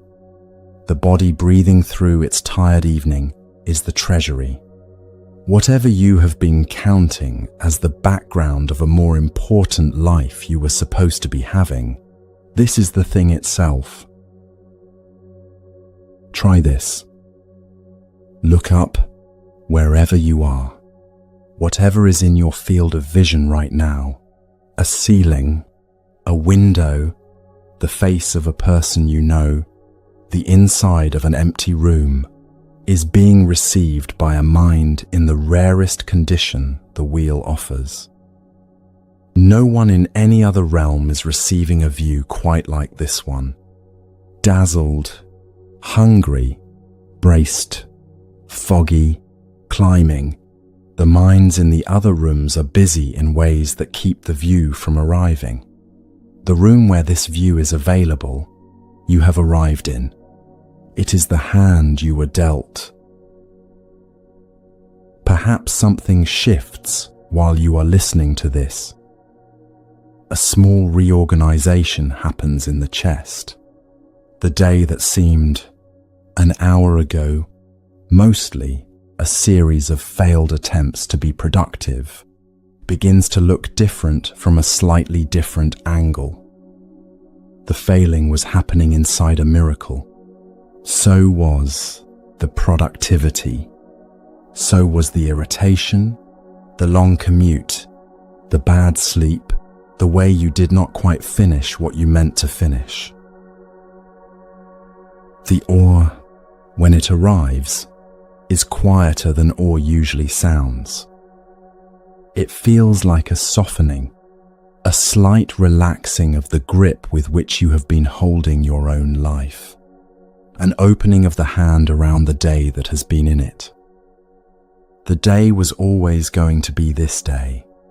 The grip was the only thing that was optional. You may find, in this softening, that some small weight you had been carrying begins to lift. The comparison you have been quietly making between your life and the one you thought you should have had starts to lose its force. This is the only life that was ever coming.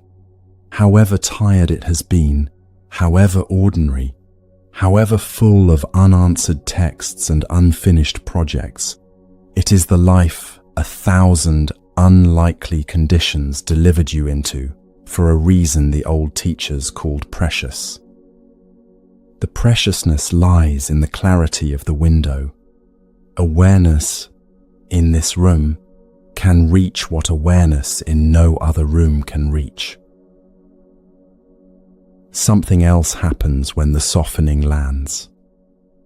The sense that you have been running late for something evaporates. The appointment was always this evening, in this body, listening to these words. You arrived on time for a meeting you did not know was scheduled. The meeting is with the human condition itself, and it has been waiting patiently to welcome you. One question follows from all of this, and the old teachers said it plainly.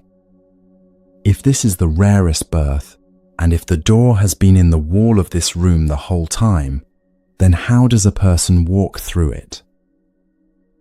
The Buddha's answer was brief. 4 truths. 8 steps. Underneath both, a single foundation stone.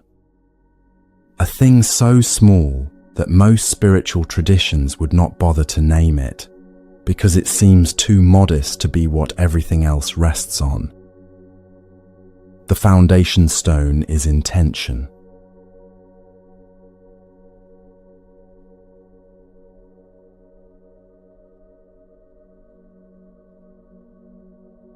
Before the day has begun, before your feet are on the floor, before the kettle, before the coffee, there is a moment. The room is still dark. The body is still soft. The mind has not yet gathered itself into its usual architecture. In that moment, before anything has been decided, you have a choice. Most people are not aware they are making it. For years, they have been making it unconsciously, letting the mind settle in whichever direction the previous day left it. The choice is small. It is the choice of which direction to turn the morning. The Buddha had a name for this choice. The Pali word is cetana. It is usually translated as intention, though a truer sense is volition, the direction in which a mind leans before it acts. Most of what we call our actions are downstream of cetana. A person does not decide, in any deep way, to snap at their partner over breakfast. The mind was already leaning towards snap several moments earlier, while it was still drinking its first cup of coffee. The words came later. The direction came first. The old teachers gave a specific example of this. A person sits down to write a difficult email. They feel, in the chest, a tight and angry leaning. The hands begin to type. 3 sentences later, the email has become cruel. The same person, on another morning, sits down to write the same email, but with a different leaning in the chest. Patient, slightly sad, willing to see the other person's side. 3 sentences later, the email is honest, firm, and clear. The words are different because the leaning was different. The words were never really the question. In the Anguttara Nikaya, the Buddha made a statement that surprised many of his listeners. He said, "Kamma is what I call cetana." Kamma, intention, the 2 words, which most traditions of the time treated as separate, the Buddha insisted were the same thing. Your karma is not made by your actions. Your karma is made by the direction your mind was leaning when the actions happened. This rearranges what a person thinks they are responsible for. It moves the weight of a life from the outside to the inside. Here is what the teaching does. It places the door inside every single moment. Every breath is a chance. Every sentence. Every choice between replying now or replying after a pause. Every walk to the kitchen. The door has been in the wall of each of those moments the whole time. You simply did not know you could turn the handle. If karma is intention, then karma lives entirely in the present. It is the direction your mind is leaning right now, before the action, before the word, before the consequence. And the direction your mind is leaning can be adjusted. Tiny adjustments, made often in a single direction, bend the whole wheel. The Buddha organized the path into 4 truths. They are brief enough to say in a few sentences. Suffering is here. Something specific causes it. It can end. A way leads to that ending. Everything else in the Buddhist canon is commentary on those 4. You already know the first one. Suffering is here, in the body that has not quite slept enough, in the relationship that has not quite healed, in the shoulder that has begun to ache in the afternoons. You know the second one. Something specific causes it, which is the craving and the aversion and the fog the 6 rooms have mapped. The third is the surprising one. It can end. The sensation of living continues. Of course, but the dukkha inside the sensation can loosen, and then, over time, can end altogether. The 4th truth is, quietly, the rest of the video you have been listening to. The way has 8 parts. The old teachers pointed, with some humor, at how ordinary those 8 parts are. Right view, right intention, right speech, right action, right livelihood, right effort, right mindfulness, right concentration. Every one of these happens in the ordinary morning. They live in the kitchen, in the hallway between bedrooms, at the crosswalk, in the moment between reading a provocative email and deciding how to reply. Consider what each one looks like in practice. Right view is the willingness to see the wheel for what it is. To know that the argument you are about to rehearse in your head is the 2nd room. To know that the scroll you are reaching for is the 4th room. To know and to keep walking anyway, until walking becomes choosing. Right intention is the willingness to lean toward kindness before you know what you will say. Right speech is the sentence that comes out of that leaning. Right action is the body completing what the mind intended. Right livelihood is the quiet question of whether the way you make your money is consistent with the direction you want your mind to lean. A question to sit with over time. Right effort is gentle. Practice lives in the patient return of attention, thousands of times a day, to whatever is in front of it. Right mindfulness is what you learned in the third room, coming back. Right concentration is what happens to the mind when the coming back has been practiced long enough to become steady.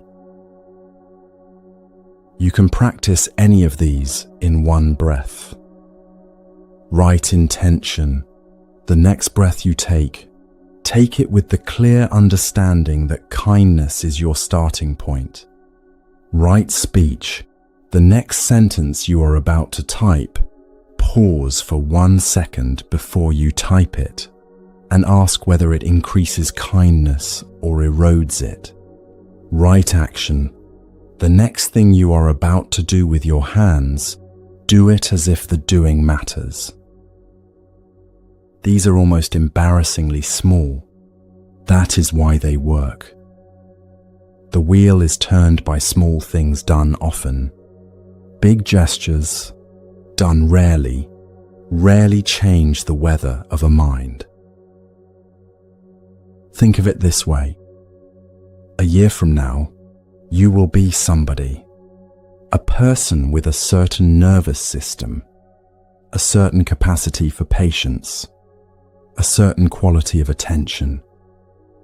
That future person is being written right now by the setanar of this week, by the direction in which most mornings you have leaned.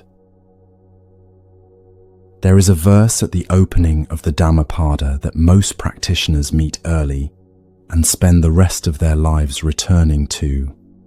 The mind is the forerunner of all things. What we think, we become. The verse is translated many ways, but its point is simple. What you practice, you grow into. The mind that has practiced kindness for 1 week leans more easily toward kindness in week 2. The mind that has practiced attention for 1 month arrives, in the 2nd month, already half attending without being asked. The path is accumulative. That is its mercy. You will not notice it happening. The changes inside a consistent practice are too gradual to perceive from inside. Other people may notice first. A colleague will say you seem calmer. A friend will comment that the phone calls go smoother. The person you live with may, one evening, say something about how you handled a small difficulty that used to rattle you, and the way they say it will make clear that something has shifted. You will be surprised. The shifts, to the mind doing the practicing, felt like nothing. To the people around you, they have been visible for weeks. Let the accumulation begin tomorrow. When you wake, before anything has started, take 1 breath that you notice. Let that be the first act of the day. Set, silently, a single direction for the morning. Not a plan, a leaning. May I lean toward kindness today. May I lean toward attention. May I lean toward honesty in the small sentences I will say to people in the next hour. That is the entire practice. The rest is staying with it when the day begins to pull. Then come the hours. An hour is long enough for the mind to forget what it leaned toward at dawn. The practice is the returning. Every time you remember, come back to the leaning. The coffee was going to be had anyway. The email was going to be replied to anyway. The question is only which direction your mind was facing while it happened. Then come the days. A day is long enough for the wheel to turn through all 6 rooms at least once. You will visit the 5th room in the afternoon. You will visit the 4th room at lunch. The 1st room may receive you, briefly, in a soft moment before bed. In each of them, the same small practice applies. Notice the room. Breathe once. Choose the direction of the next moment. This is the path the Buddha taught. 4 truths, 8 parts, 1 foundation stone. And underneath all of it, the quiet, almost invisible, entirely mundane fact that the door is always the next moment. The door has always been the next moment. The teaching has been delivered. What remains now is the rest after the teaching, the space that opens when the words stop and the body keeps breathing. The wheel, for one quiet stretch, turning more slowly than it was when you sat down.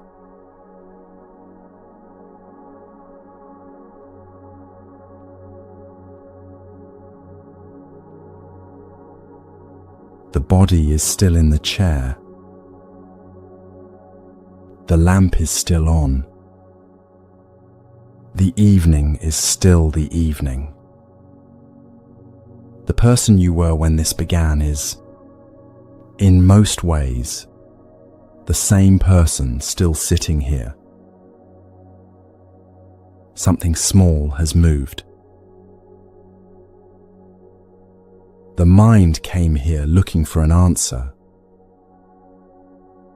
It may have found, instead, a way to sit with the question. Tomorrow the wheel will turn again, and the day after, and the week after that.